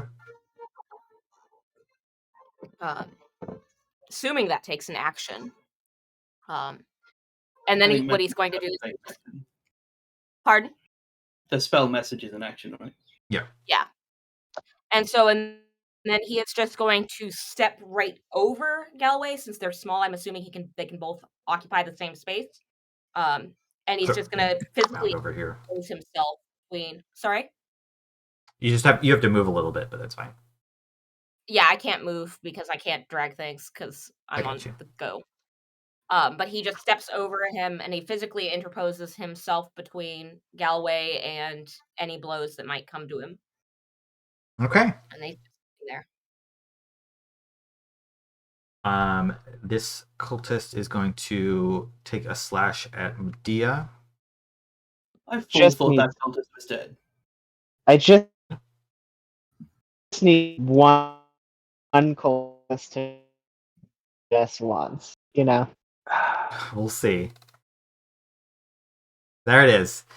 Taking a slash at you, he know, against your heavy armor, unable to find a good piercing blow with this slashing scimitar.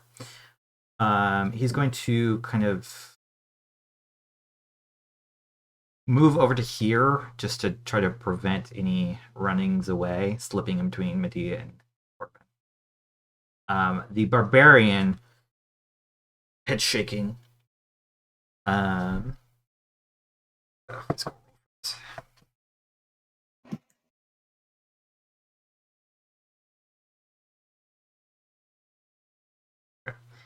Head shaking.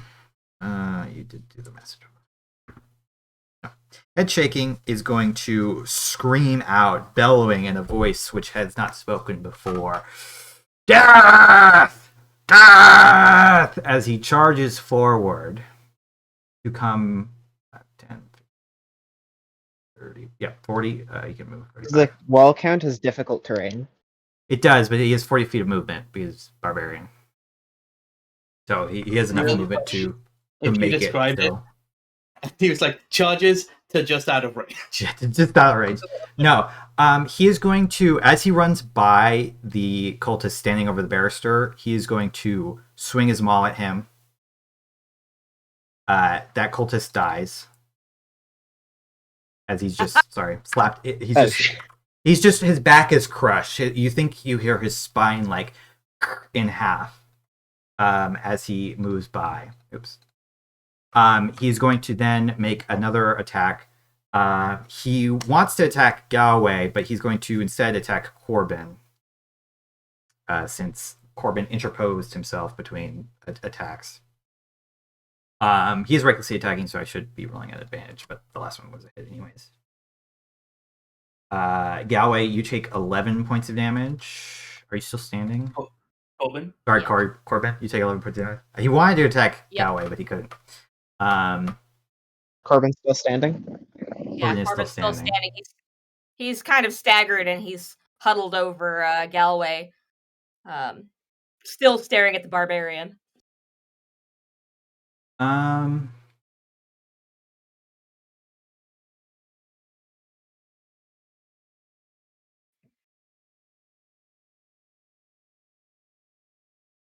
So the barbarian's going to use his frenzy, his bonus action, to make a third attack. He's going to try to attack through you to hit Galway.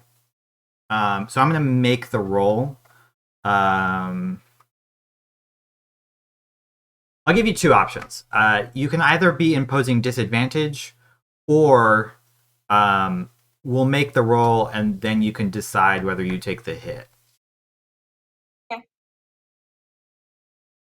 I think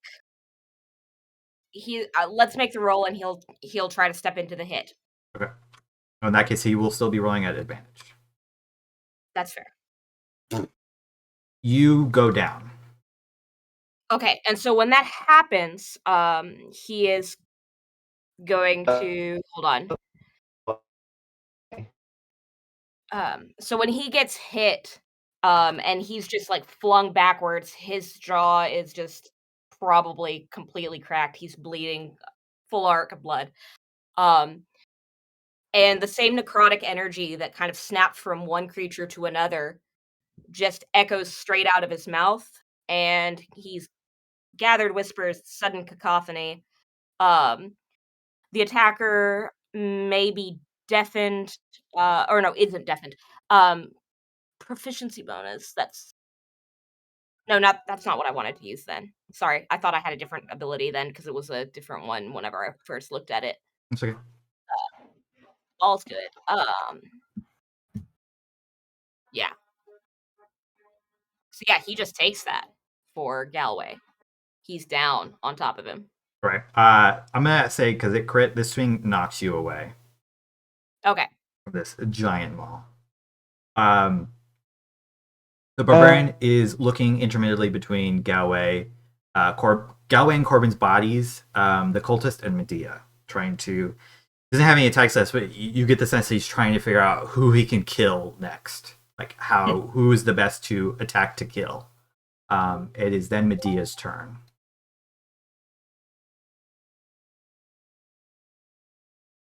I like how triumphant the music just got. The barbarian's like, yeah! B is going to... The true NPC of this one shot is this barbarian. Yeah. I have 7 HP left. You guys were worried about the warlock. He wasn't actually that scary compared to this guy. But he is going to look between these two figures and really has no idea what to do. I think I just have to roll a straight 1d2 for who they're gonna like try and grab. Make an insight check as well. Okay.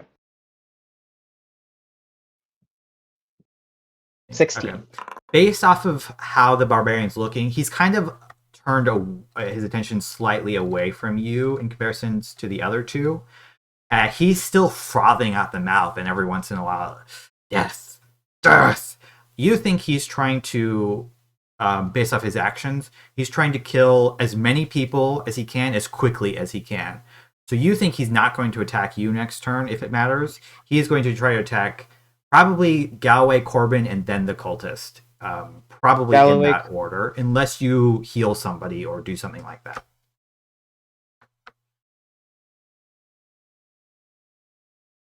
But he is going to try and do something smart. They're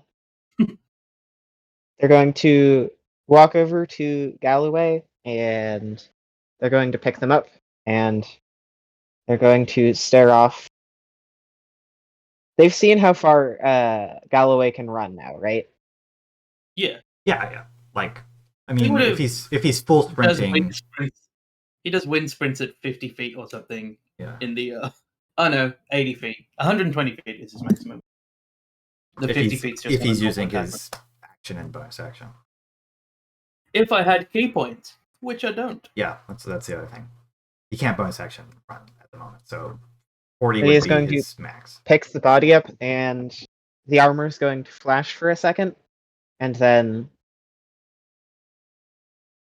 like a burst of light appears, and then just about 40 feet away, Medea reappears in the distance. And I'm going to use the flash step ability on the armor. Yeah, so this is something from their brand new armor that they got. They can, carrying at least one creature, they can basically do a kind of short range teleportation. They seem to take a step and then seem as though they step all the way over to that spot 40 feet away. Yeah. just enough to keep out of the barbarian's reach. I suppose 45 feet. That way, yeah. Okay. So that was your action, right? Yes. Okay. Did you want to? I don't know if you have any bonus actions. I don't know if you have any potions you could feed. I do. I have a bonus action. Can I bonus action feed my healing potion to Galloway? Yeah, you can if you want to. Okay, I have this all the way back from when we got it from the dragon.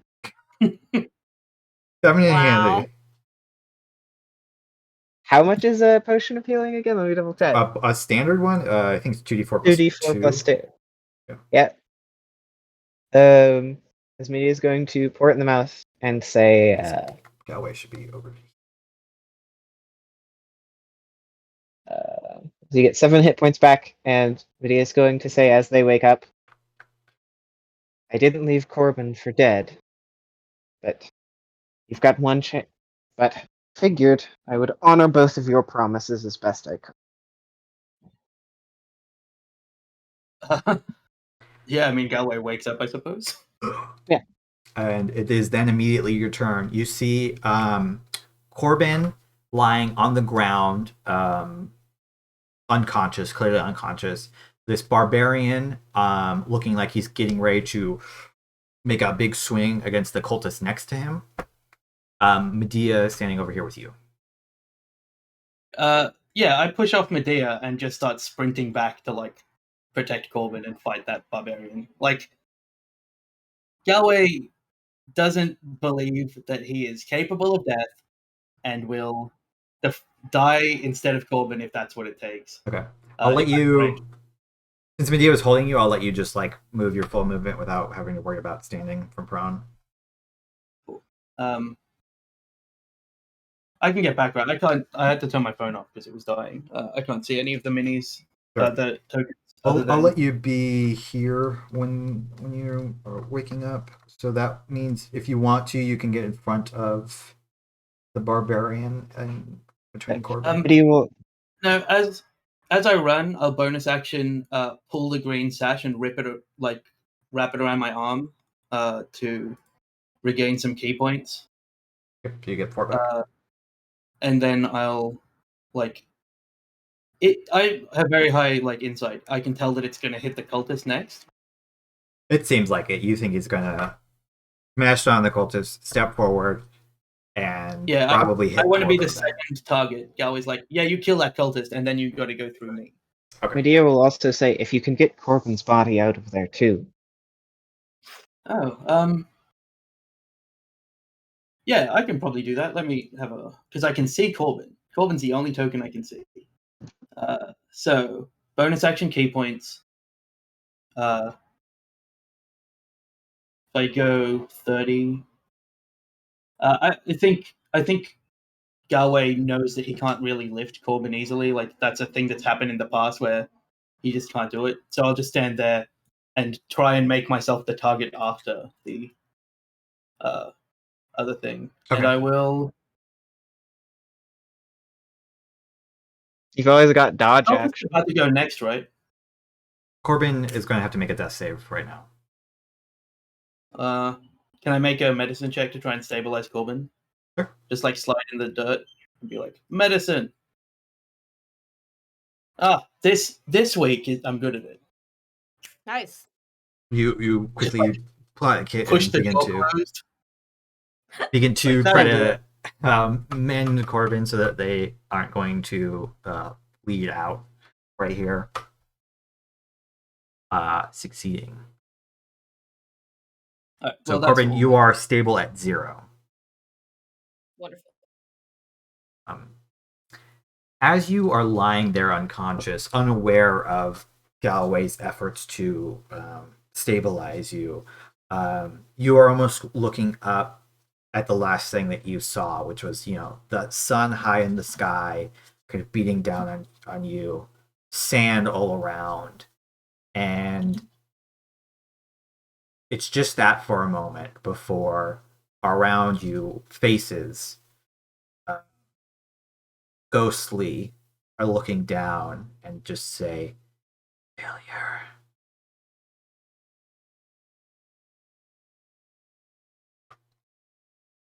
Back in the real world, the cultist, realizing what's going on with the barbarian and understanding probably that Galway is not the biggest threat to his life at the moment, is going to swing out with his scimitar at the barbarian. Yes. Wow. Following These guys are suit, only doing 3 points of damage because rage, but still hitting. And then it's like bracing himself because he knows if he runs, he's gonna get hit anyways. The barbarian recklessly swings the maul down,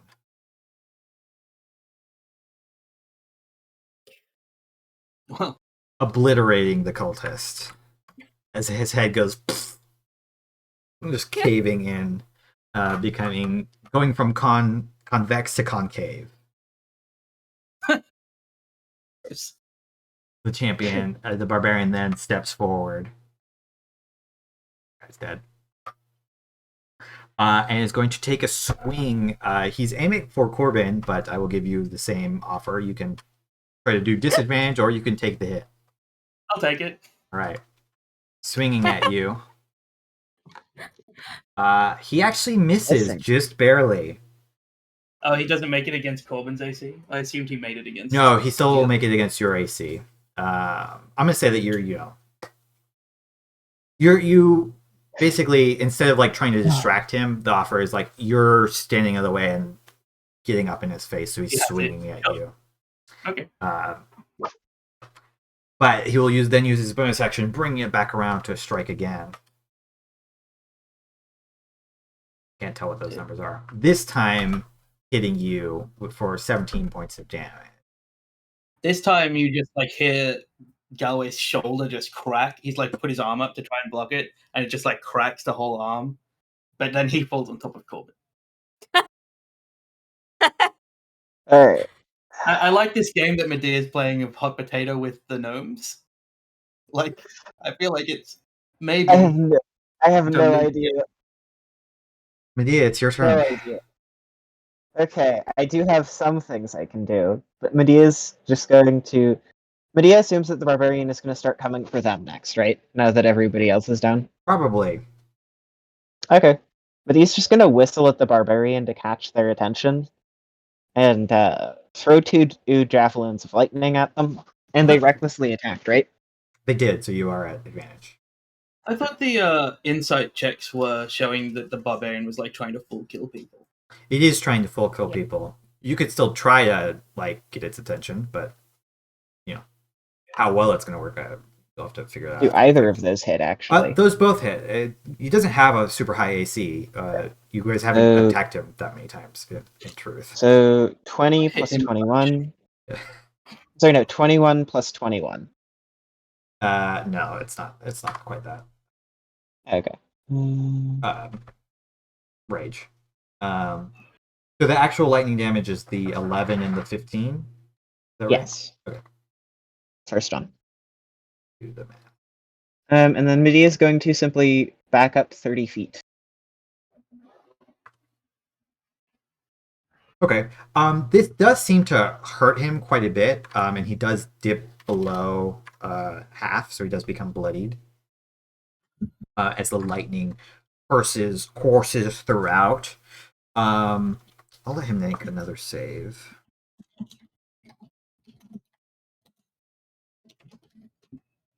Okay. Sorry, where did you go? Oh, you backed up? Yeah. Okay. Essentially trying to draw this thing away. Before you move, make me the intimidation check. I'll also allow, it doesn't really matter for you. I was going to say performance or persuasion, but it doesn't help. Can I make this with strength, or is this raw charisma? No, I'll let you make it with strength. Yeah, you can always. You're trying to physically impose yourself on it. You hit him quite a bit. It looks at the two, looks at you. Galway is first though. Galway, I need you to make a death save. I'm so good Corbin at is stabilized. Corbin is stabilized. I Yep. still don't have this skull thing that you all say appears when you're dead. It's shown up for me before, but now it doesn't anymore. I can see it on yours. I don't know why it seems to not do it sometimes.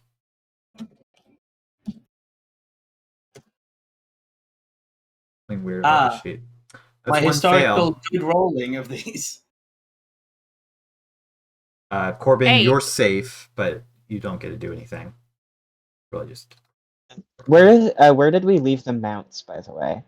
I assume they 'Cause I were know like we approached from behind. beyond right? the rise, so that they were kind of out of sight, just in case somebody looked over while you were approaching. Yeah. So they're not like super far. You guys had approached. I guess that might have been relevant to the way that you moved. You guys had approached from this direction, so they're like over here on the map, Okay. like way down south. I didn't have them Okay. on because they're not gonna fight unless they get attacked. All right. I'm gonna make a quick. Up. I'm gonna make a quick roll. I will roll this into open.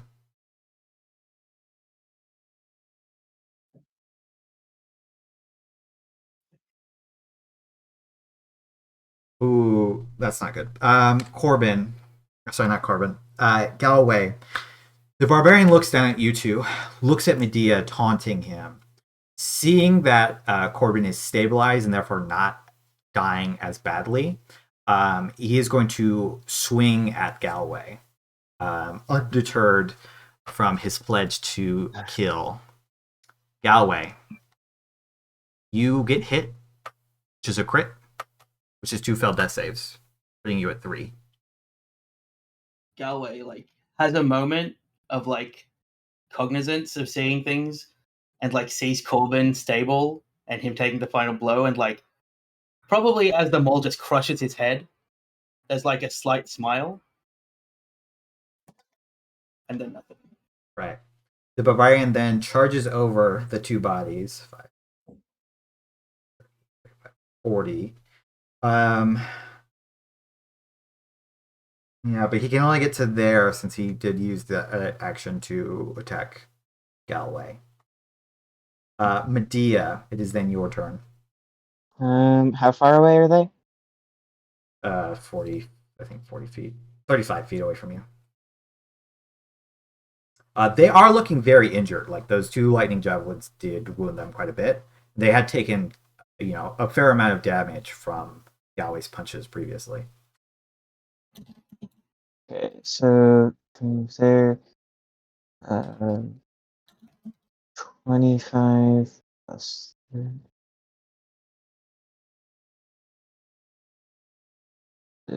Okay, I'm going to make what? Did they reckless attack on that as well? They would have, yeah. I didn't say it because it was a guaranteed hit, but they're always recklessly attacking. So one more javelin of lightning, and then a normal javelin attack from second reach, so normal. Just set, I assume 21 hits. Yes. Yeah, and then that one. What's 4 plus 9? Yes. Oof, okay. And then I'm going to move 30 feet back. And then I'm going to... this would be out of map bounds, I suppose. That's fine. I think we're going to end at this point. The barbarian clutches this, at his wound from this javelin of lightning. The other one passing over his head. He staggers forward. I mean, he will move his full 80 feet towards you. Oh no, I was going to Misty Step another 30 feet away. Sure, so he's moving his full 80 feet towards you until he gets to you. I'm not sure if that... He can't attack this turn either way. Yeah, he would. Yeah, so his rage would end, I assume. No, not... Because he can't make an attack, or he doesn't take any damage the next round. Well, if you don't hit him, his rage will end, but he just took damage, so it's up until it comes back to him. Okay, yeah, but no, I'd be 95 feet away. Okay, he moves 80 feet towards you. clutching his maul desperately as he.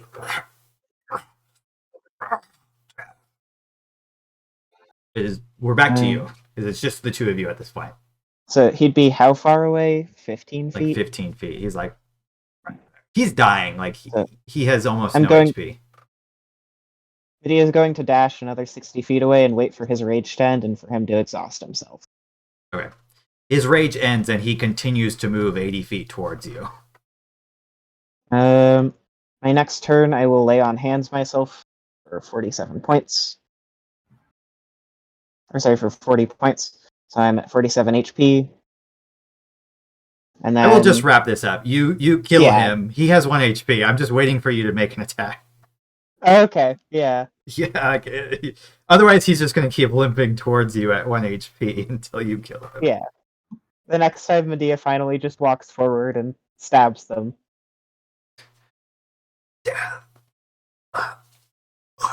You see as he falls, you basically walk up and like stab down on him. He's like on his knees at this point, like sand like pooling around his body. You see this spirit, this like purple energy leak out of his, like it leaves his eyes and moves to his mouth before exhaling out into, like dissipating into the air before you. The two gnomes are lying over by the boat as you rush back to them. Medea picks up Galloway and realizes what's happened and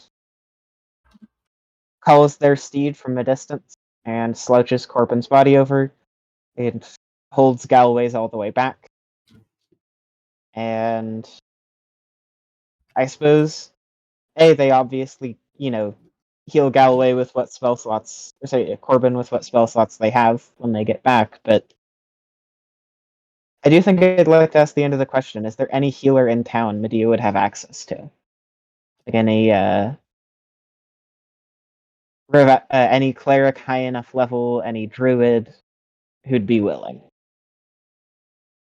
So you carry their bodies back to town. You put them on their mounts or put it on your mount as you take their bodies back. It would you. I guess Medea would probably ride through the night. It does take about 10 hours for you to get back as you do so. Roll a d4, Corbin. Okay. Yeah, I was going to ask if he came to consciousness. You'll definitely go up before you get back to town. Okay. 1 sec. It's going to take a second, because such is life out here in the boondocks.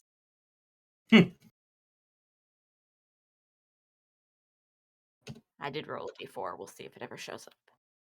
A 2. Okay. So about the second hour, Corbin, you wake up. The sun now is fully at sunset. You wake up on this, your head bobbing gently as you're kind of like face down because you're flung over the horse.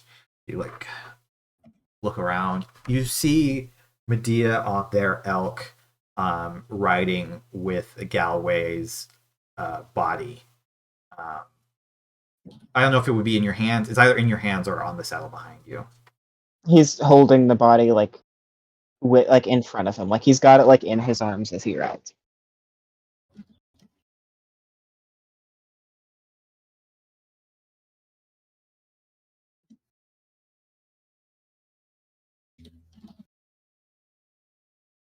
Sorry, I'm just doing something.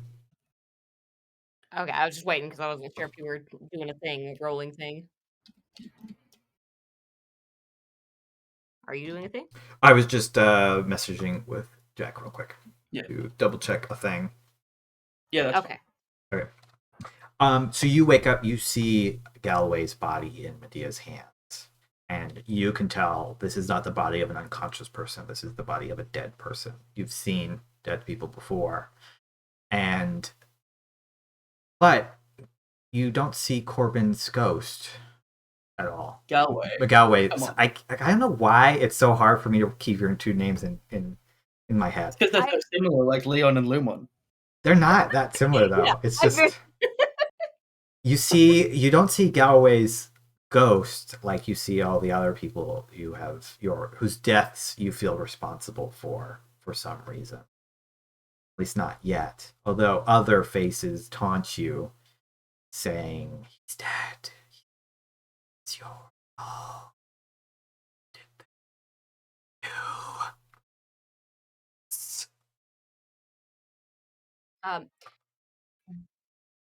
I think for the first several minutes of being awake, probably up to like however long it takes Medea to notice that he's woken up, Corbin is just staring.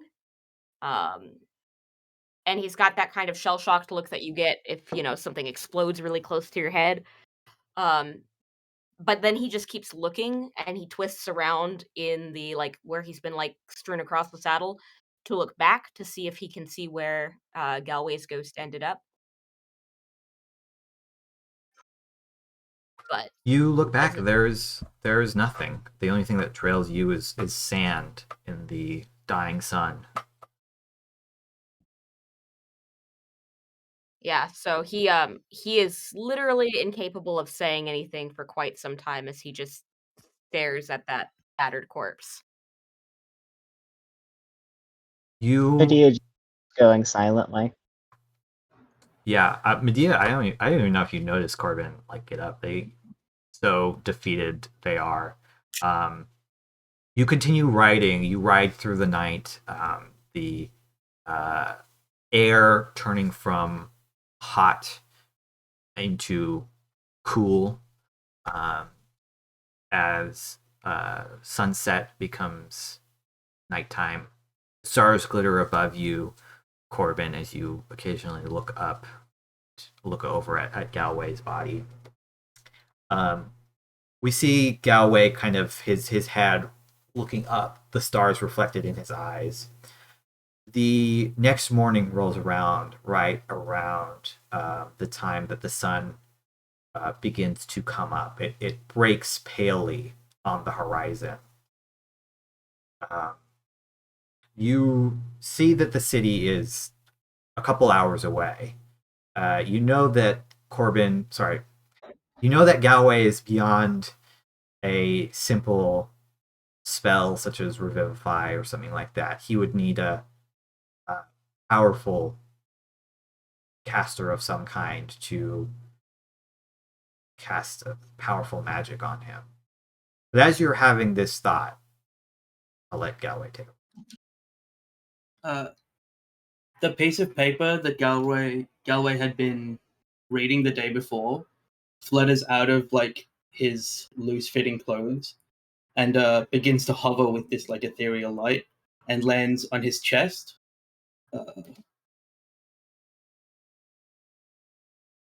That's funny. And as this bathing of light hits Galway, his form contorts slightly. He opens his eyes and kind of looks at Medea and Corbin. His beard full. He's slightly taller but much bulkier now. And he says to the two of you, "Oh, so it looks like we won, hey?" As he's now a dwarf. Corbin falls off his horse. And the paper, paper that had already looked a little bit ripped, diffuses a little bit more of the paper as it uses up more and more of its powers. He starts shadowboxing. How did you survive? Oh, I told you that I couldn't die, right? So we just won. He shrugs. Corbin is just crouched in the sand, looking at Galway with something that is very close to the fear that he had when he was first in that room of those cultists that he was mentioning. What magic fuels this? Can I make a religion check? Yeah, you can make a religion check.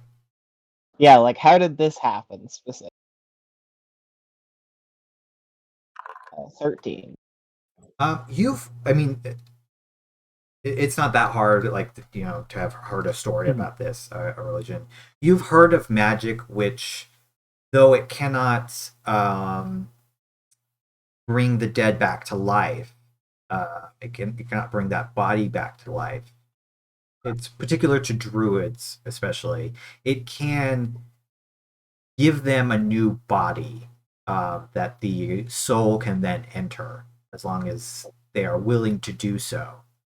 So there is some randomness to this, some spark of chance as to what form this body may take, although it is generally of the same type, the same kind as the creature was originally. This is a reincarnation spell of some kind, you believe. Though how this piece of paper activated it without anybody's direct interaction, you don't know. Where did you get that piece of paper, Galway? Oh, it was in my keep. It was like put with my things when I was at the orphanage. I think it was my mother's, but I don't really remember. Almost like on default, just like as it's just very reflexive. Corbin mutters to himself, because she slipped away in the night, of course. After my father died. Exactly. Or She gored slipped by away a in the bullet. night.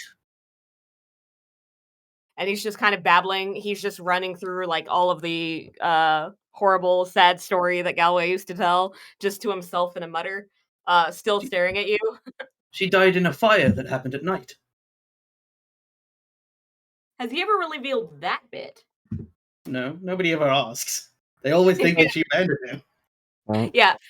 So then he just like seamlessly adds this in. Of course, that fire you told me all about.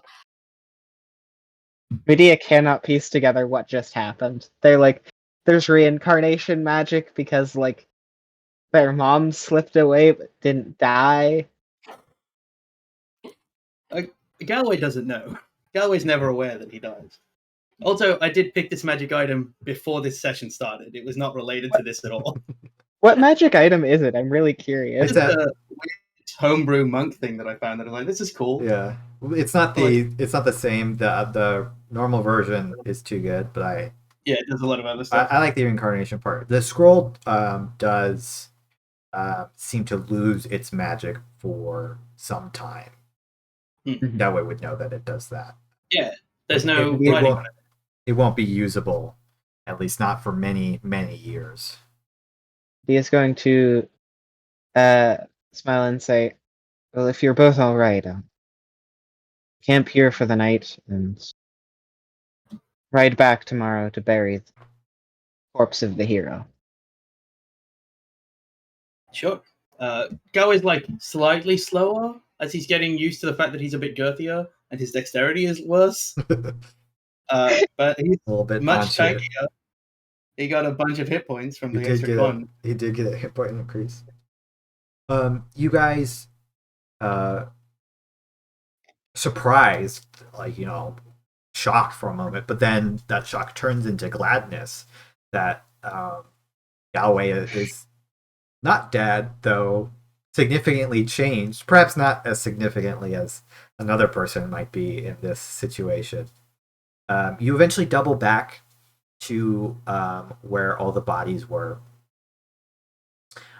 You gather the corpse of the barbarian and bury it deep beneath the sands, as befitting the status of this hero. I think Medea Sorry, go ahead.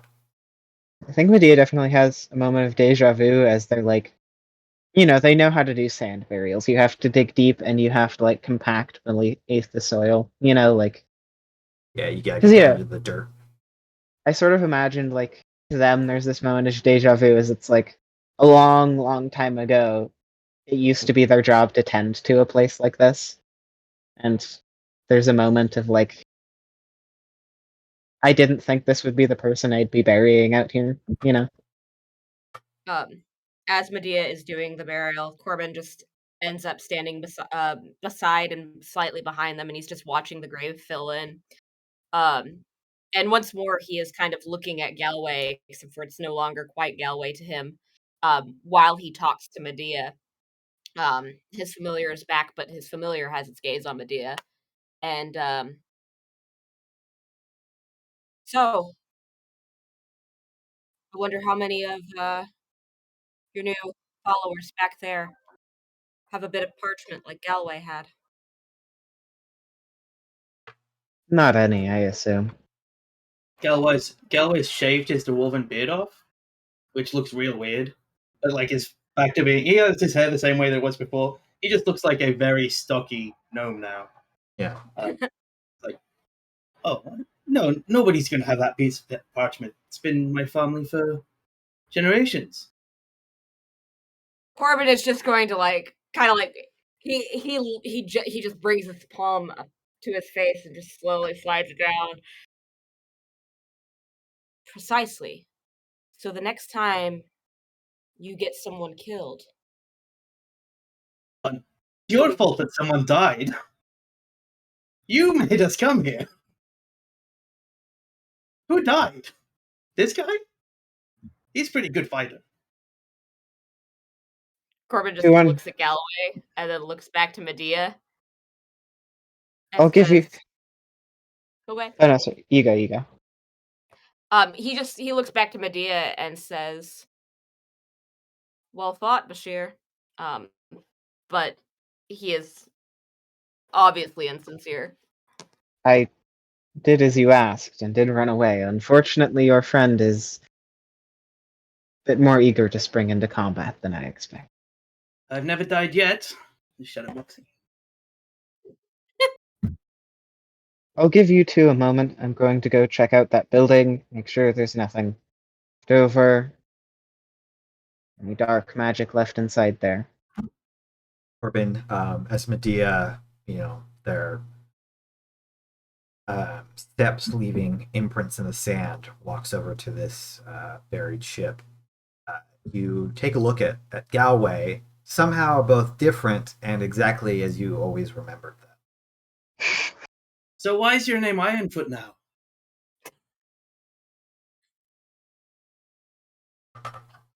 Not a damn second wasted. I was meant to be yesterday. I gave you a respite. You gave me a respite. That is one way of putting it. It's for the family list, isn't it? Yep.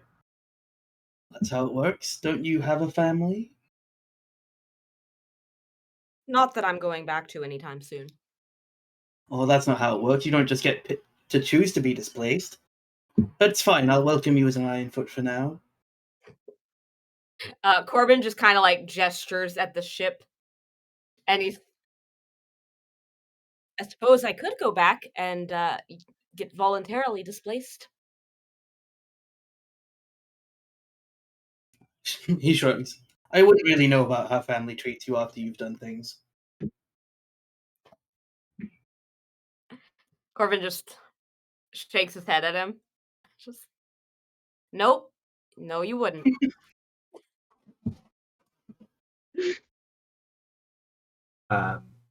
As you say, Galway, I think, turns to the ship to look at Medea and, starts to make his way over there as Corbin follows suit with just the whisper of a voice saying, "It's always next time."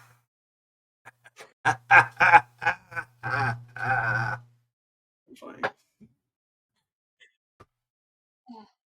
You all look over this ship. Anybody who wants to can make me a Tinker's Tools check. If you don't have it, just straight intelligence. I was meant to take an artisan tool.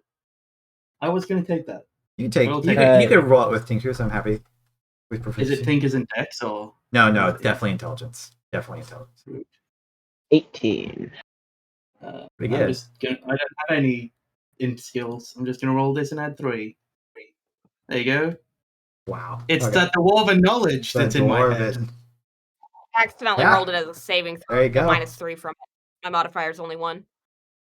Oh, is so it's this an actually 4? intelligence save or a check? No, it's actually 4. Yeah, that's what I was saying. I accidentally rolled it as a save, and so That's fine.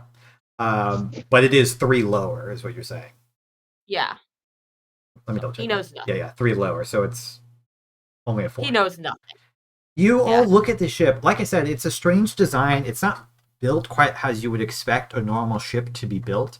I mean, it looks like a ship. It has a prow. It has a stern and all that. You think buried beneath the sands, you've walked over a couple times, or maybe some kind of sails, but on the sides of the ship. It's very strange. As you get below, there's some kind of gemstone contraption, which is, again, it's all a little bit buried beneath the sands. Medea, as you're looking out at it, you think that this gemstone is meant to power.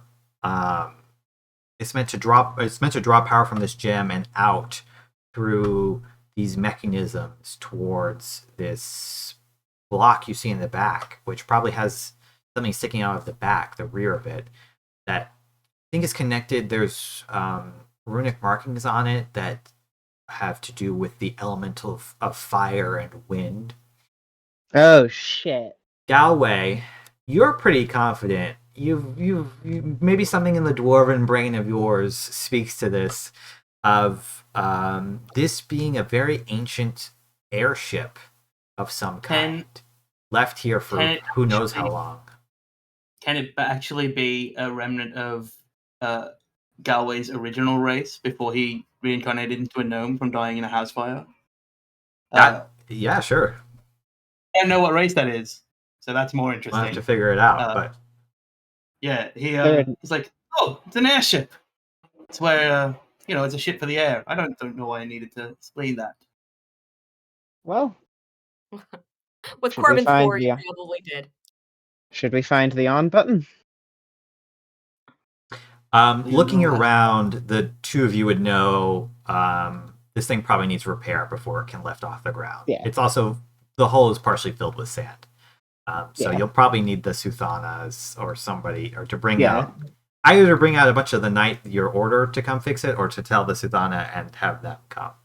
There's other things in here. There's like these, you've heard of cannons. They're like rudimentary things that people have. They're not like well known, but these are a bit more sophisticated than ones in here. There's 8 of them, 4 to each side, and despite its age, evident age, it's decently held up one or the other. You'll probably have to replace a lot of the wood and stuff, but you could learn a lot from the engine if nothing else. So it will take probably at least a few months to dig it out, and get experienced people to come take a look at the engine. Yeah. I think Medea has the order do most of it, with like the Suthana sending like experienced engineers. Yeah. So you're told it's going to be, the Suthana will let you know what the engineers say in a couple months, whenever that arises. So that's where we're going to end this one shot. We went over on time, but we also took a break and stuff, so I think it started a bit late. Probably evens out a little bit. I'll probably cut the earlier break off for the VODs. But I hope everybody enjoyed it. Thanks for anybody who came out and gave us a watch. We'll see you all next time. Yeah.